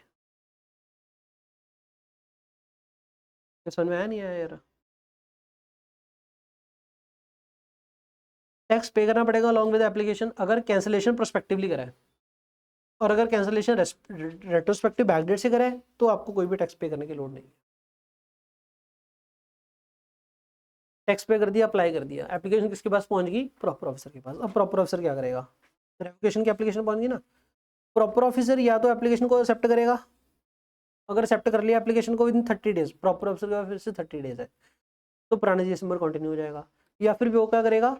नोटिस इशू करेगा। नोटिस इशू करेगा तो 7 दिन है, 7 दिन के अंदर अंदर सेटिस्फैक्ट्री रिप्लाई आ गया, कैंसिलेशन रिवोक हो जाएगी। सेटिस्फैक्ट्री रिप्लाई नहीं आया तो फिर एप्लीकेशन फॉर रेवोकेशन रिजेक्ट कर देगा और कैंसिलेशन ही चलती रहेगी। हो गया। तो आई थिंक शायद ये समरी से पढ़ सकते हो आप, बता देते हैं। करिए यार, इस समरी का मैं प्रिंट दे देता हूँ आपको। हो गया जी। अब इसमें है एक अमेंडमेंट, ये आपकी बुक में नहीं होगी, नहीं है ना? लिखवा दिया था, हाँ हाथ से लिखवाया होगा शायद। एक ही लिखा हुआ है 16 सबसेक्शन 4 दी गल, आपकी बुक में लिखा होगा। कितने पेज नंबर है? 133। पेज नंबर 133 में भी आपने लिखा होगा, हाथ से लिखा हुआ है। सीन क्या है ये, पहला सुनो फिर खिंचाएंगे फोटो। सुनो पहले, 16/4 क्या बोलता होता था? Time limit of well ITC. अपना जीएसटी नंबर मान लो 1 अप्रैल 2025 तो कैंसिल हो गया,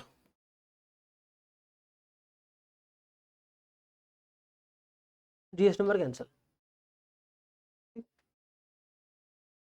1/4/25 नहीं, 31 अक्टूबर,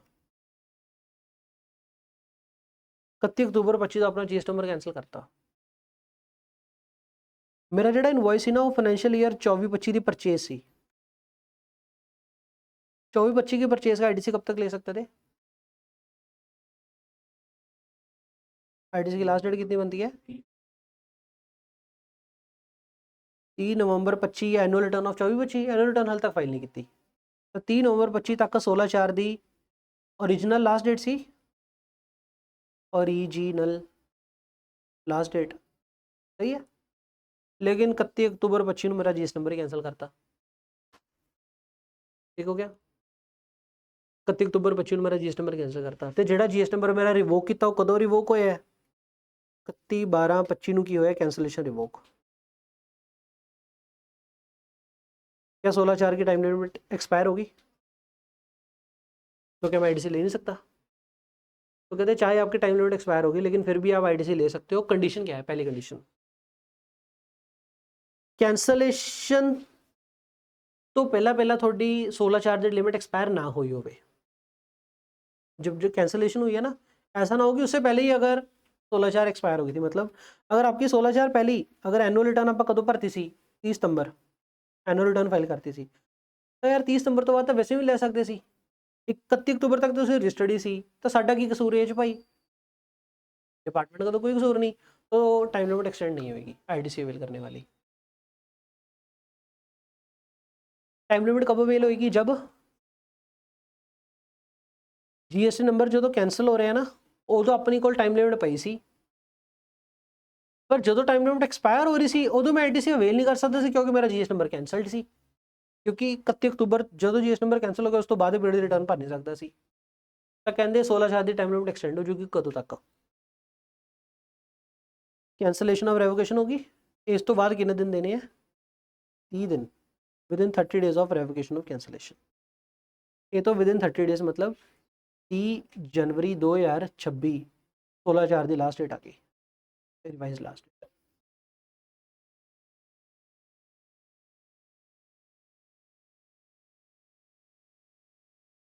रिवाइज्ड लास्ट डेट ऑफ 16/4, ठीक है जी। अमेंडमेंट है, अमेंडमेंट कादी है? जी 16/4 की लास्ट डेट होंगी है ना उन्होंने एक्सटेंड करता। कदों एक्सटेंड होगा, कंडीशन की है प्रांजल फाइनेंशियल ईयर 24-25 में परचेज करी। इसकी last date of ITC avail कब होगी? 30/11/2025 राइट। लेकिन 30/11 तो पहले ही अपना 31 अक्तूबर ਨੂੰ जीएस नंबर कैंसिल हो गया, कैंसिल हो गया।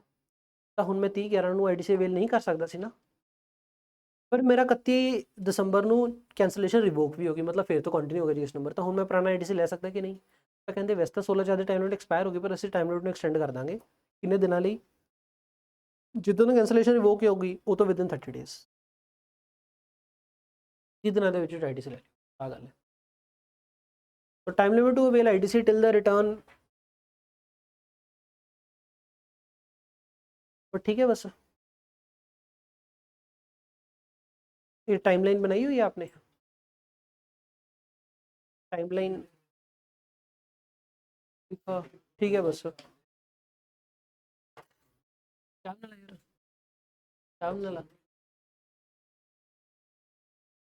ठीक हो गया, बस यही इंपॉर्टेंट था, बाकी हो गया। ये सीटीपी एनआरटीपी का प्रोसीजर देख लो। सीटीपी एनआरटीपी ने ना क्या, ये चलो फोटो खींच लो जिसने खींच,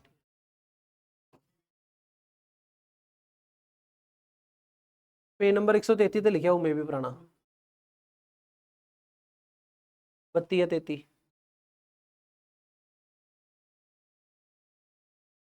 133 नहीं 132 थे। चलो अभी ये क्या सीन है, सीटीपी और एनआरटीपी ने ना जब अपना काम धंधा शुरू करना है, काम धंधा शुरू करने से पहले रजिस्ट्रेशन लेनी होती है, ठीक हो गया? कितना टाइम पहले, ऐसा कोई कितना टाइम पहले नहीं है, बस जब काम शुरू करना है उससे पहले। और जब रजिस्ट्रेशन लेनी है ना इन्होंने एडवांस टैक्स जमा कराना होता है। कितना जमा कराना होता है? जितने पीरियड के लिए काम करना चाहते हैं उस पीरियड के लिए जमा करवाएंगे। अच्छा, रजिस्ट्रेशन इनको कितने टाइम के लिए मिलती होती है? जितने टाइम के लिए काम करना चाहते हैं, और 90 days which ever is lower. अगर ये काम 120 दिन के लिए करना चाहते हैं ना, तो सरकार को जाके ये नहीं कह सकते 120 दिन के लिए रजिस्ट्रेशन नहीं, मैक्सिमम 90 दिन के लिए मिलेगी। लेकिन 120 दिन के लिए काम नहीं कर सकते हैं। जब 90 दिन एक्सपायर होने वाले होंगे, 90 दिन एक्सपायर होने से पहले एडिशनल 30 डेज के लिए फिर से रजिस्ट्रेशन ले लेना, एक्सटेंड करवा लेना रजिस्ट्रेशन। और रजिस्ट्रेशन जो एक्सटेंड होगी सिर्फ एक बार होगी। एडवांस टैक्स जमा कराना होता है इन्होंने, और हाँ लिखा हुआ है कितने दिन पहले, कम से कम 5 दिन पहले, 5 days prior to the commencement of the business. काम धंधा शुरू कर दिया, रजिस्ट्रेशन चलती रहेगी, और बस एस्टिमेटेड नेट टैक्स, और जो जमा कराना होता है टैक्स कितना जमा कराना होता है, एस्टिमेटेड नेट टैक्स लायबिलिटी, मतलब output tax liability minus ITC. Paper में ना क्वेश्चन आया सितंबर में ही, क्वेश्चन क्या था वो, कि क्या जो आपने जीएसटी रिटर्न भरनी होती है वो टैक्स पीरियड खत्म होने से पहले भर सकते हो? टैक्स पीरियड खत्म होने से पहले मतलब अगर आपका पीरियड जनवरी महीना है तो जनवरी की रिटर्न कब जाती है? वैसे फरवरी में जाती है, तो 11 फरवरी को जाएगी, या 20 फरवरी या 24 फरवरी को जाएगी। तो जनवरी रिटर्न क्या जनवरी के महीने फाइल कर सकते हैं? तो जनरली नो। और उसके अलावा एक्सेप्शन मांगी हुई थी, तो एक्सेप्शन में पहले ही एक्सेप्शन क्या आती है, सीटीपी एनआरटीपी। तो सीटीपी एनआरटीपी बंदा जिस पीरियड में उसका ये खत्म होना है उस पीरियड की रिटर्न पीरियड खत्म होने से पहले भर सकता है। एक्सेप्शन में एक तो ये आता है, दूसरा एक्सेप्शन क्या आएगा, कैंसलेशन ऑफ रजिस्ट्रेशन, अगर जीएस नंबर ही कैंसिल हो रहा है तो। बट ठीक है, इतना ही है। इसके बाद टीडीएस टीसीएस भी हो गया।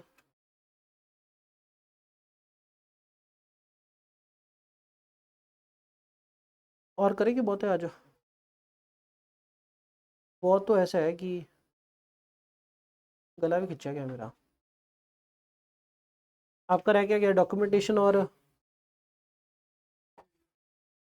ई वे बिल तो साथ में हो जाएगा डॉक्यूमेंटेशन के।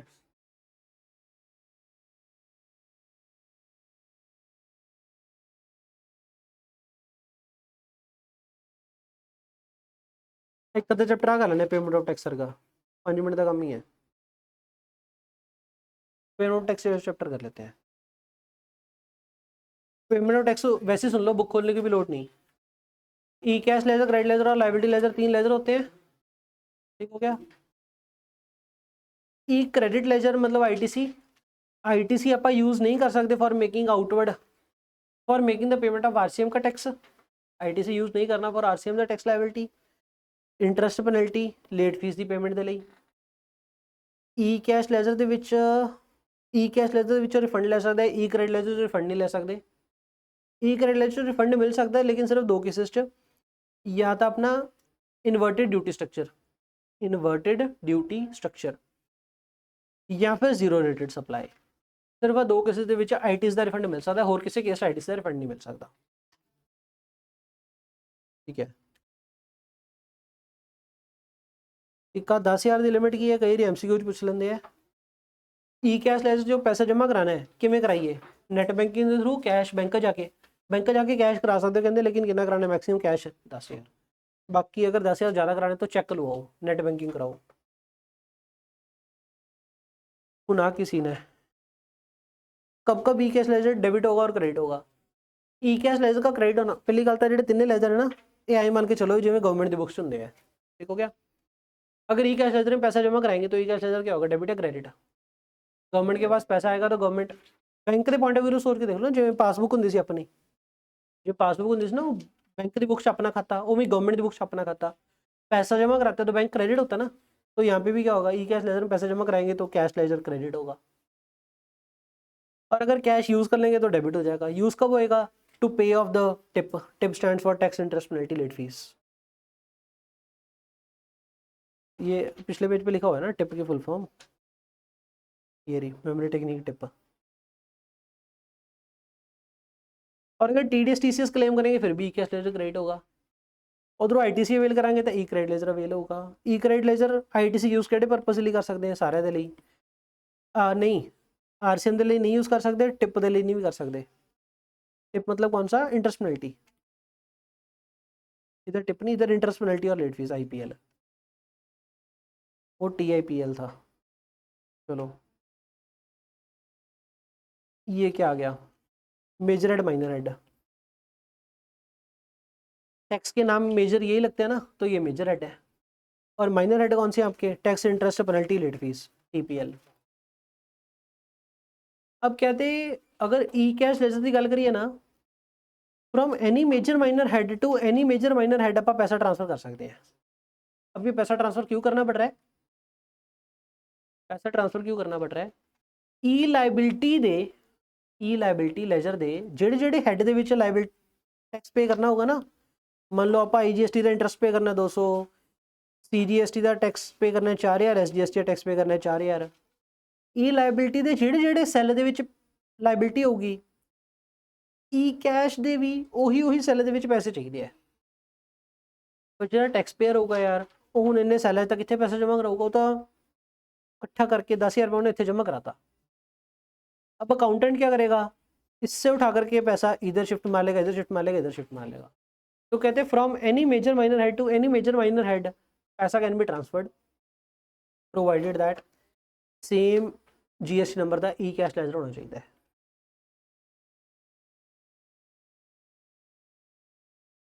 सीजीएसटी एसजीएसटी भी ट्रांसफर कर सकते, कोई दिक्कत नहीं है। सीजीएसटी चक्की भी इधर लेके जा सकते हैं, वो आईटीसी होंगे, आईटीसी इधर उधर नहीं जा सकता कितने भी, आईटीसी सीजीएसटी वाला एसजीएसटी नहीं जा सकता होंगे। पर ई कैश तो यार कहते टैक्स पेयर का आपका हार्ड कैश है, जिवें मर्जी जिथे मर्जी लै जाए, कोई दिक्कत नहीं है। सीजीएसटी एसजीएसटी भी जा सकता है, एसजीएसटी सीजीएसटी भी जा सकता है, कोई दिक्कत नहीं है। From any major minor head to any major minor head, ध्यान रखियो जेड़ा मैं कह रहा ना, any major minor to any major minor within E cash ही घूमी जाए, within same GST number घूमी जाए, ठीक हो गया। एक तो गल है। अच्छा केड़ा फॉर्म लगूगा ये, फॉर्म PMT 09 लगूगा, ठीक हो गया। एक होर गल है, एक होर गल की है, कहते अगर पैन नंबर एक है, एक पैन नंबर के नीचे 2 अडेड जीएसटी नंबर है, तो आवले जीएसटी नंबर का पैसा दूजे जीएसटी नंबर जा सकता है। एक पैन नंबर से 2 अडेड जीएसटी नंबर है, एक जीएसटी नंबर दूजे जीएसटी नंबर जा सकता है, जा सकता है। कंडीशन की है, फ्रॉम एसजीएसटी नहीं होना चाहिए, टू एसजीएसटी नहीं होना चाहिए, क्योंकि 2 अडेड प्लेस ऑफ बिजनेस है। ठीक, मैं कह नहीं रहा भी 2 अडेड स्टेट भी होंगे, क्योंकि हो सकता है एक स्टेट के ही 2 अडेड जीएसटी नंबर लै रखे हो। पर सरकार ने रिस्ट्रिक्शन ला रखी है, फ्रॉम SGST नहीं हो सकता, टू SGST नहीं हो सकता। क्या चीज़? अगर एक पैन नंबर के दो अलग अलग GST नंबर है ना, तो from one GST number two और अनदर GST नंबर जा सकता है, लेकिन फ्रॉम SGST नहीं होना चाहिए, टू SGST नहीं होना चाहिए। फ्रॉम वाले पास ऐसे नहीं होना चाहिए, टू वाले पास ऐसे नहीं होना चाहिए। IGST टू SGST भी नहीं जा सकता, ध्यान रखना। और SGST टू IGST भी नहीं जा सकता, ऐसे नहीं छेड़ना, ना तो फ्रॉम च ना टू च। सर बात सुनना ध्यान से। CGST की फी, लेट फीस IGST के टैक्स में जा सकती है, या फिर IGST का टैक्स CGST की लेट फीस में जा सकता है? हाँ ले जाओ, कोई दिक्कत नहीं। फ्रॉम टू ऐसा नहीं होना चाहिए। SGST टैक्स है, इंटरेस्ट है, पेनल्टी है, लेट फीस है, कोई मैटर नहीं करता। CGST या IGST कोई मैटर नहीं करता, ध्यान की रखना है। फ्रॉम ते टू SGST नहीं होना चाहिए। बाकी का क्वेश्चन वधिया क्वेश्चन है, एग्जाम गुड वन है ये, 2300 ਦੇ क्वेश्चन है ये। ਆ ਗੱਲ ਲਿਖੀ ਵੀ ਹੈ, ਮੈਂ ਤੁਹਾਡੇ ਤੋਂ ਉੱਥੇ क्वेश्चन ਪੁੱਛਿਆ ਸੀ IT's ਚੈਪਟਰ ਦੇ ਵਿੱਚ, ਤੁਸੀਂ ਗਲਤ ਆਨਸਰ ਦਿੱਤਾ ਸੀ। ਤੁਹਾਨੂੰ क्वेश्चन ਕੀ ਪੁੱਛਿਆ ਸੀ? सप्लायर ने टैक्स भरना सी, सप्लायर को टैक्स भरना चाहिए था, लेकिन सप्लायर ने टैक्स भरा नहीं, तो गवर्नमेंट ने सप्लायर को पकड़ के टैक्स भरवाया। सप्लायर ने टैक्स इवेड करने की कोशिश की थी, टैक्स इवेजन। गवर्नमेंट ने पकड़ लिया और सप्लायर ने जो टैक्स इवेड करिया था वो वाला टैक्स सप्लायर से भरवाया। तो डाउट यही है, सप्लायर ਜਿਹੜਾ टैक्स इवेडेड भरन लग गया, वो इवेडेड टैक्स ਨੂੰ ਭਰਨ ਦੇ ਲਈ ITC यूज कर सकता है? तो आपका आंसर आएगा जनरली कि नो सर, ये तो इवेडेड है, लेकिन सरकार कहती कर सकता है, कोई दिक्कत नहीं है। एक्चुअल में सीन क्या है, अगर सप्लायर ने टैक्स इवेजन करी होगी तो उसके ऊपर इंटरेस्ट और पेनल्टी भी लगी होगी, और इंटरेस्ट और पेनल्टी जो होती है वो कैश में भरनी है, तो उसके लिए तो ITC यूज नहीं कर सकते। तो कहते हैं एटलीस्ट जो सिंपल बेसिक टैक्स अमाउंट है उसके लिए तो ITC यूज करने देते हैं ना। तो बेयर लॉ क्या लिखी हुई है? Any payment towards the output tax, whether self-assessed in the return or payable as a consequence of a proceeding initiated under the various provision of the GST law। अगर कोई भी पेमेंट आउटपुट टैक्स भरना है ना, output tax, तो ITC can be availed. ठीक हो गया। लेकिन उधर से अगर रेसिपिएंट की बात करें, फाउंडेशन वाले जवाब आए, फाउंडेशन वाले जवाब नहीं तेरे फिरते बाहर, कोई नहीं।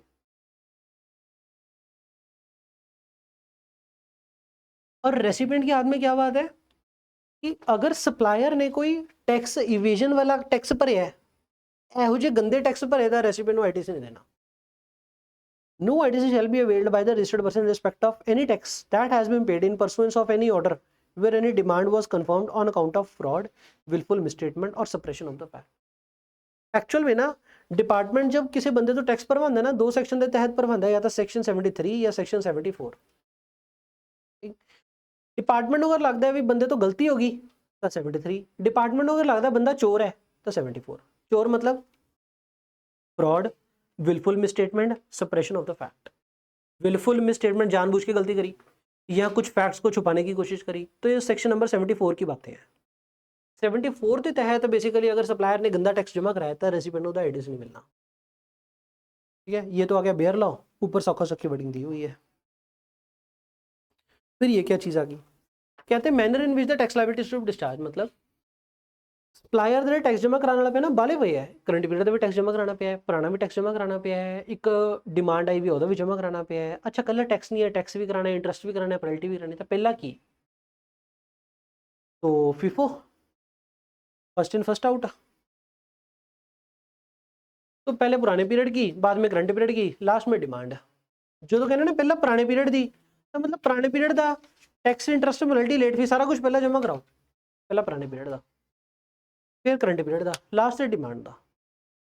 ਹੁਣ ਇੱਥੇ ਆਪਾਂ FIFO वैसे लिखना तो लिख लो, पर कई बार दिक्कत पता की हो सकती है, मान लो प्रीवियस टैक्स पीरियड मार्च है, करंट टैक्स पीरियड अप्रैल है, डिमांड मान लो फरवरी की खड़ी है, फिर अगर नोटिस आया था नहीं, आप पहले 2 पॉइंट क्या कहते हैं, आप FIFO कह सकते हैं, लेकिन लास्ट वाला डिमांड लास्ट से है अगर नोटिस के थ्रू पे करना था। तो FIFO कहना है तो FIFO आए ला लो, पहले 2 पॉइंट तो FIFO है, थर्ड पॉइंट FIFO से बाहर है।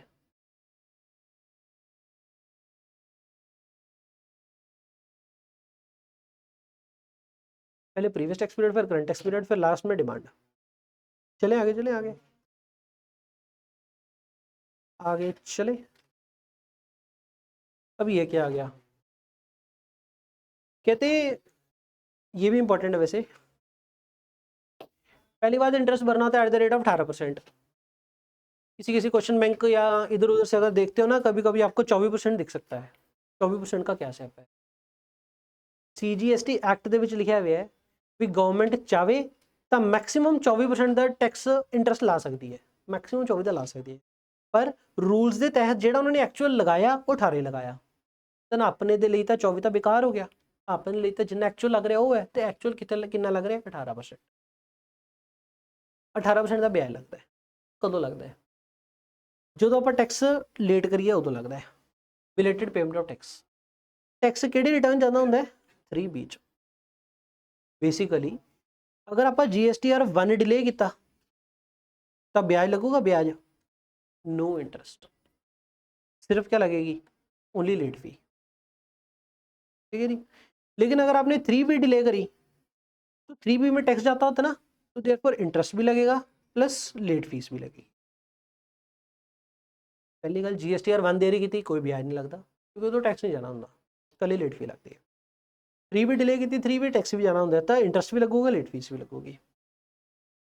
ਹੁਣ ਸਰ ਜਿਹੜਾ ਇੰਟਰਸਟ ਲੱਗੂਗਾ ਕਿੰਨੀ ਅਮਾਊਂਟ ਤੇ ਲੱਗੂਗਾ? ਜਿਹੜਾ ਗ੍ਰੋਸ ਆਊਟਪੁੱਟ ਬੰਦਾ ਉਤੇ, ਜਿੰਨਾ ਟੈਕਸ ग्रॉस आउटपुट बंदा होते या जिन्हें टैक्स पेबल इन कैश होते, क्योंकि gross output minus ITC equal to tax payable in cash. तो कैश जिन्ना जमा कराया होते कि ग्रॉस आउटपुट ते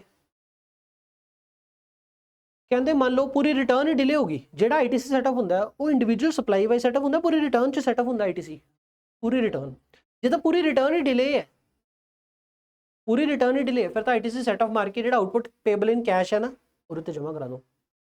लेकिन अगर यार एक अद्धी सप्लाई मिस करती रिटर्न दे विचों, एक सप्लाई ते टैक्स नहीं भरिया, फिर टोटल ते ग्रॉस आउटपुट ते पूरी रिटर्न डिले ITC सैटअप मार सकते हैं। तो अगर तो 3B फाइल टाइमली, 3B तो टाइमली फाइल करती, लेकिन एक अद्धी सप्लाई छड्डती, सप्लाई छड्डती तो पूरी output tax liability of the supply, gross output tax liability. लेकिन अगर 3B फाइल नहीं की, 3B पूरी डिले करती, तो फिर जेड़ा नैट कैश पेबल है, interest on gross output tax liability minus ITC utilise. ठीक हो गया। एक गल होर, ITC केड़ा gross output minus ITC utilise तो समझ आती, जेड़ा ITC यूटिलाइज करता। एक होर ITC केड़ा ITC कहते अगर थोड़े ई कैश लेजर च पैसा पिया सी उदन तो भी घटा लो। मतलब सरकार को आपने पे कितना करना था, ग्रॉस आउटपुट कितनी बनी 90 लाख, आपने ITC सेटअप कितना मारा, ITC यूटिलाइज 40 लाख। अब आपको डाउट पता है क्या आएगा? आपको डाउट ये आएगा कि सर अगर मेरी आउटपुट 40 लाख थी तो मैंने ऐसे ITC यूटिलाइज सिर्फ, सॉरी, अगर मेरे पास ITC के लेजर में पैसा ज़्यादा पड़ा था तो ITC यूटिलाइज कम क्यों किया? मतलब इतने लिखे कि भैया एक तो ITC यूटिलाइज, एक जो ई कैश लेजर च पैसा, सॉरी ठीक है आउटपुट टैक्स लाइबिलिटी अपनी कितनी बनी 90 लाख, माइनस जो आप ITC यूटिलाइज कर लिया कितना 40 लाख, कितना रह गया पिछे 50 लाख। 50 लाख कैश पे करना सी, पूरे 50 लाख के उत्ते ब्याज देने की लोड़ नहीं। अगर ई कैश लेजर के भी कुछ अमाउंट पई सी ना तो भी घटा लांगे, जो net cash to be deposited, जो नवा डिपॉजिट कराना होगा और उत्ते ब्याज लग जाएगा। ठीक हो गया। हुण जिहड़ा ई कैश लेजर वाला पैसा घटाया ना, इसकी कंडीशन है, की कंडीशन है, कहते आवला कैश किदन होना चाहिए सी, जिदन अपनी ड्यू डेट बनती सी, जिस दिन, क्योंकि आप की किया है 3B ही टाइमली फाइल नहीं की, जिदन 3B फाइल करनी बनती सी उदन ड्यू डेट ते ई कैश लेजर पैसा पिया सी, वो चेक करो balance in the E cash ledger on the due date of 3B and if amount remain in the ledger till date of filing of 3B, due date ते होना चाहिए सी and जिस दिन आप अज रिटर्न भरन लगे अज तक होना चाहिए सी, फिर असीं ई कैश लेजर वाली अमाउंट माइनस कर दे देंगे। और अगर ड्यू डेट ते वो पैसा नहीं सी ई कैश लेजर च, मान लो रिटर्न तो अपनी किदन भरनी बनती सी 24 फरवरी को बनती सी, आप टैक्स किदन जमा कराने लगे 28 अगस्त को जमा कराने लगे, आप 27 अगस्त को कैश जमा कराता। हूँ 27 अगस्त को अगर ई कैश लेजर जमा कराता, 28 अगस्त को ई कैश लेजर पैसा पिया ही है ना, पर ये पैसा उदन तो नहीं पैसी 24 फरवरी, तो इतने ब्याज भरना पऊगा, मतलब पूरा ब्याज कितना जाऊगा 50 लाख पे। पर अगर 24 फरवरी तो लैके 28 फरवरी तक ही ई कैश लेजर ਦੇ ਵਿੱਚ ਪੈਸਾ ਪਿਆ ਹੁੰਦਾ, ਮੰਨ ਲਓ 20 ਲੱਖ ਰੁਪਈਆ, ਤਾਂ ਫਿਰ 20 ਲੱਖ ਲਈ ਇਹ ਚੋਂ ਘਟਾ ਦਿਓ, ਸਿਰਫ 30 ਲੱਖ ਤੇ ਦਿਓ, ਕਿਉਂਕਿ 20 ਲੱਖ ਤਾਂ ਆਪਾਂ ਸਰਕਾਰ ਨੂੰ ਆਲਰੇਡੀ ਦੇ ਹੀ ਰੱਖਿਆ ਸੀ ਇੰਨੇ ਟਾਈਮ ਦਾ, 20 ਫਰਵਰੀ ਦਾ। 24 ਫਰਵਰੀ ਤੋਂ ਲੈ ਕੇ 28 ਅਗਸਤ 20 ਲੱਖ ਰੁਪਏ ਤਾਂ ਸਰਕਾਰ ਦੇ ਖਾਤੇ 'ਚ ਹੀ ਪਿਆ ਸੀ ਨਾ, ਤਾਂ ਕਰਕੇ ਉਹ ਅਮਾਊਂਟ ਘਟਾ ਦਾਂਗੇ, ਨੈਟ 30 ਲੱਖ ਦੇ ਉੱਤੇ ਵਿਆਜ ਆਊ। ਆ ਚੀਜ਼ ਦੇ ਉੱਤੇ ਨਾ ਹਾਲੇ ਤੱਕ ਕੁਐਸਚਨ ਬਣਿਆ ਨਹੀਂ, ਇਹ ਲੇਟੈਸਟ ਹੀ ਐਡ ਕੀਤੀ ਗਈ ਹੈ ਤੁਹਾਡੇ ਤੋਂ ਜਸਟ ਇੱਕ ਅਟੈਂਪਟ ਪਹਿਲਾਂ। ਵੈਰੀ ਇੰਪੋਰਟੈਂਟ ਹੈ, ਹਾਲੇ ਤੱਕ ਇਹਦੇ ਉੱਤੇ ਕੁਐਸਚਨ ਬਣਿਆ ਨਹੀਂ, ਅਮੈਂਡਮੈਂਟ ਵਾਲਾ ਪਾਰਟ ਹੈ।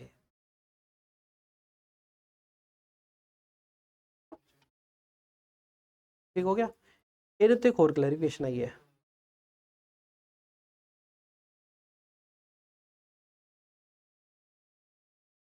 ਸੀ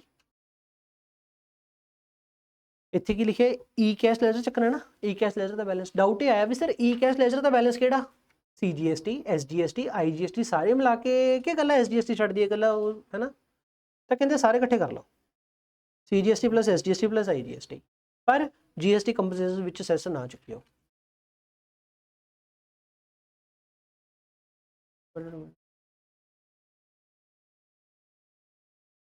ਇੱਥੇ ਵਰਡ ITC ਗਲਤੀ ਨਾਲ ਲਿਖਿਆ ਗਿਆ, take all the balances together लिखा है थोड़ी वर्डिंग चाहिए, बुक लाइन नहीं लिखी हुई, लेटेस्ट ऐड है।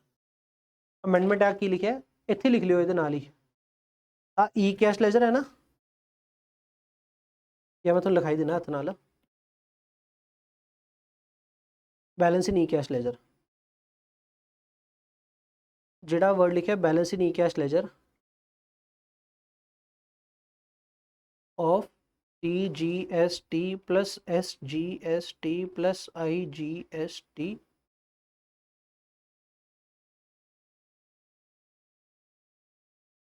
प्लस GST कंपनसेशन सेस लिख के कट दो। एक्चुअली भी सीन किया है, GST कंपनसेशन सेस का पैसा इधर उधर तो यूज ही नहीं हो सकता किते होर, तां कंसिडर नहीं कर रहे आपां, GST कंपनसेशन सेस लिख के कट दो, C plus S plus I।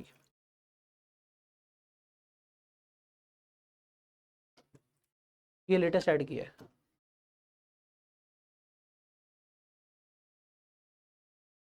एक सैल तो दूजे सैल च लैके जाना, उदों ई कैश लेजर दे शिफ्ट मार लो, पर ये की हो रहा है, मान लो यार आप आउटपुट पे करना टैक्स का CGST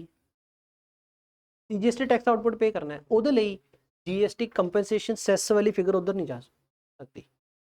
अच्छा तू कह रही भी सर ई कैश शिफ्ट हो सकता है, पहले शिफ्ट कर लो फिर सैट ऑफ मार दो, लेकिन जो इत्थे आपां चकना है वो सैस वाला बैलेंस नहीं चकते, ठीक है, सैस वाले च अगर कुछ पिया तो वो नहीं चकना।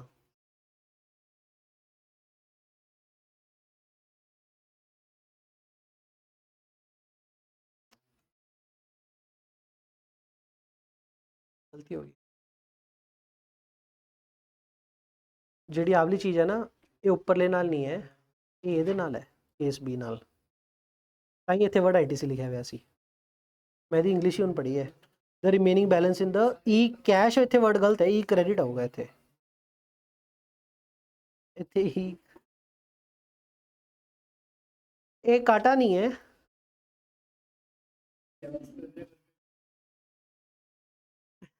इधर तो कोई क्लैरिफिकेशन है नहीं, क्लैरिफिकेशन थल्ले लिए इधर ही नहीं है।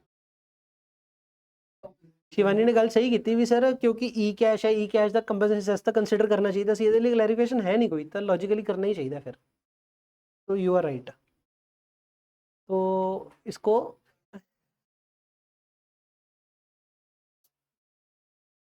इरेज करना है,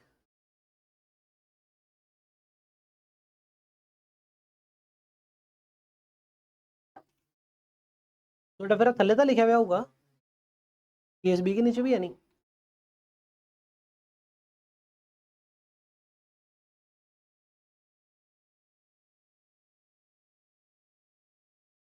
ਇਹਦੇ ਨਾਲ ਪੜ੍ਹੇ ਦਾ ਲਿਖਿਆ ਦਾ ਸੈਂਸ ਨਹੀਂ ਨਾ, ਉਲਝ ਜਾਾਂਗੇ ਆਪਾਂ। ਇੱਕ ਮਿੰਟ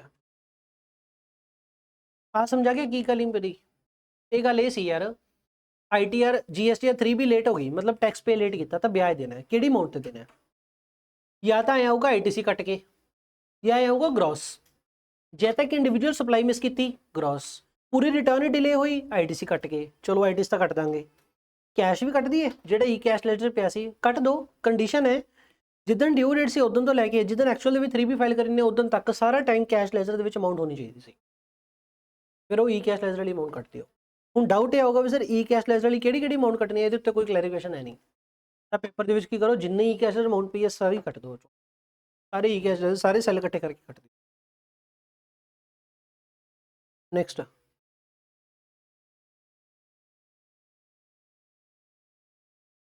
सर प्रिंसीपल केड़ी अमाउंट पे ब्याज लगना पता लग गया, रेट पता लग गया कि कितने पीरियड किस रेट पे लगना है, टाइम रह गया PRT ब्याज निकालने के लिए। टाइम किस पीरियड का, जब आपकी ड्यू डेट बनती थी, ड्यू डेट से लेकर के जब आपने एक्चुअल में टैक्स जमा कराया था। टैक्स कब जमा कराते हैं, जब रिटर्न फाइल करते हैं, रिटर्न फाइलिंग डेट या टैक्स डिपॉजिट डेट एक ही बात है, तो PRT बन गया आपका। नेक्स्ट एक ब्याज टैक्स डिले किया था, दूजा ब्याज अगर आपने ITC रॉन्ग अवेल किया ना, ITC रॉन्ग अवेल मतलब ITC थोड़ा लेना बनता नहीं सी पर तुसी फिर भी ले लिया तो ब्याज लगू।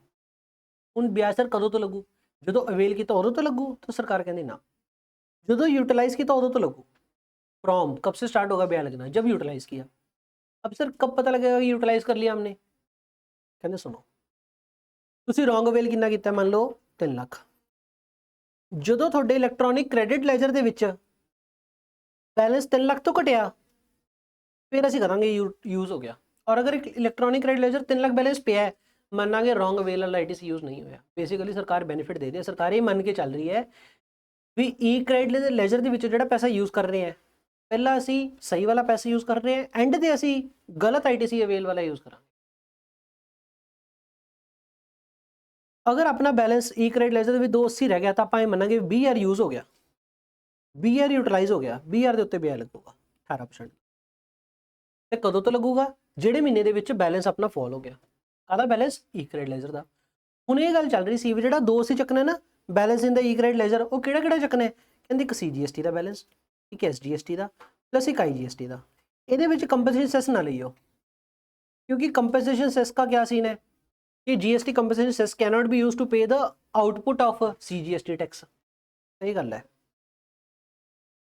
आ लिखियो आ line, while determining the remaining balance in the e credit ledger take all the ITC together। e credit ledger लिखना है बस इतना।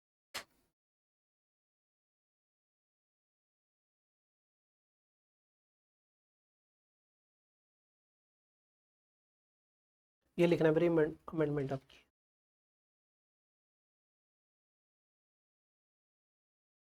ਆਪਾਂ ਇਹ ਦੇਖਣਾ ਨਾ ਜਦੋਂ ਆਪਾਂ ਵਿਆਜ ਲਾਣਾ, ਆਪਾਂ ਇਹ ਦੇਖਣਾ ਵੀ ਇਲੈਕਟ੍ਰੋਨਿਕ ਕ੍ਰੈਡਿਟ ਲੈਜਰ ਦੇ ਵਿੱਚ ਬੈਲੈਂਸ ਕਿੰਨਾ ਰਹਿ ਗਿਆ ਮੇਰਾ।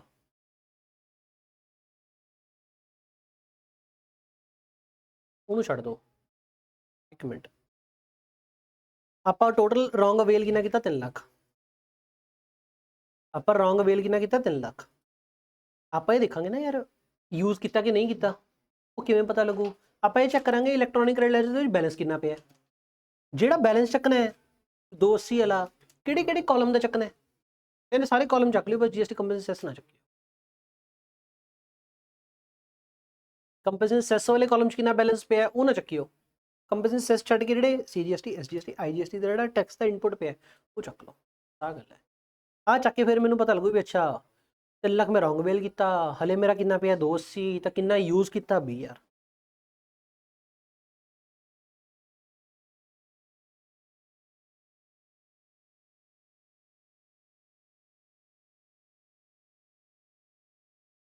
अच्छा ਹੁਣ ਪ੍ਰਿੰਸੀਪਲ ਪਤਾ ਲੱਗ ਗਿਆ ਆਪਾਂ ਨੂੰ, ਰੇਟ 18%, ਟਾਈਮ ਰਹਿ ਗਿਆ ਕਰੋ ਤੋਂ ਵਿਆਜ ਲੱਗਣਾ। ਕਹਿੰਦੇ ਆ ਦੇਖਿਓ ਧਿਆਨ ਨਾਲ ਸੁਣਿਓ, ਹੈਲੋ। ਆਪਾਂ ITC यूज कदों किया होगा, मान लो आप रॉन्ग अवेल कदों किया, मई की रिटर्न कर लिया। मई की रिटर्न कदों भरी, 20 जून। 20 जून को आप ITC अवेल कर लिया, राइट।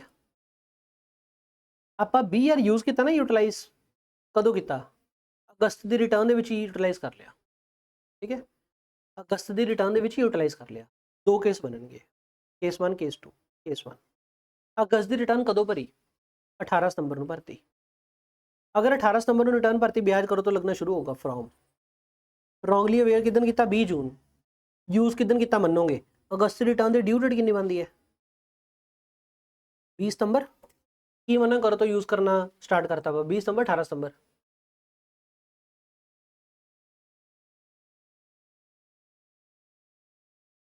अगस्त की रिटर्न की ड्यू डेट क्या है 20 सितंबर, लेकिन अगस्त की रिटर्न ने एक्चुअल में कब फाइल करती 18 सितंबर।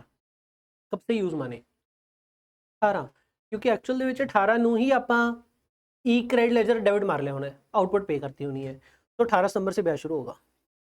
ठीक हो गया। केस 2, अगर हमने अगस्त की रिटर्न डिले कर दी 25 सितंबर को भरी, 25 सितंबर को एक्चुअल रिटर्न भरी है तो किदन तो मनी भी यूज हो गया, जितने रिटर्न पर नहीं चाहिए 20 सितंबर, तो क्या हो गया लेटर हो गया अर्लियर हो गया, earlier earlier of due date और actual filing whichever is earlier. From ये आ गया, फ्रॉम करो तो ब्याज शुरू होना है, टिल करो तक ब्याज जाऊगा, जो तक आप आईटीसी मोड़ देनी उन्होंने रिवर्स नहीं करते। तब पीआरटी पता लग गया, ब्याज निकालने के लिए पीआरटी 3 चीजें होती हैं बस, हो गया।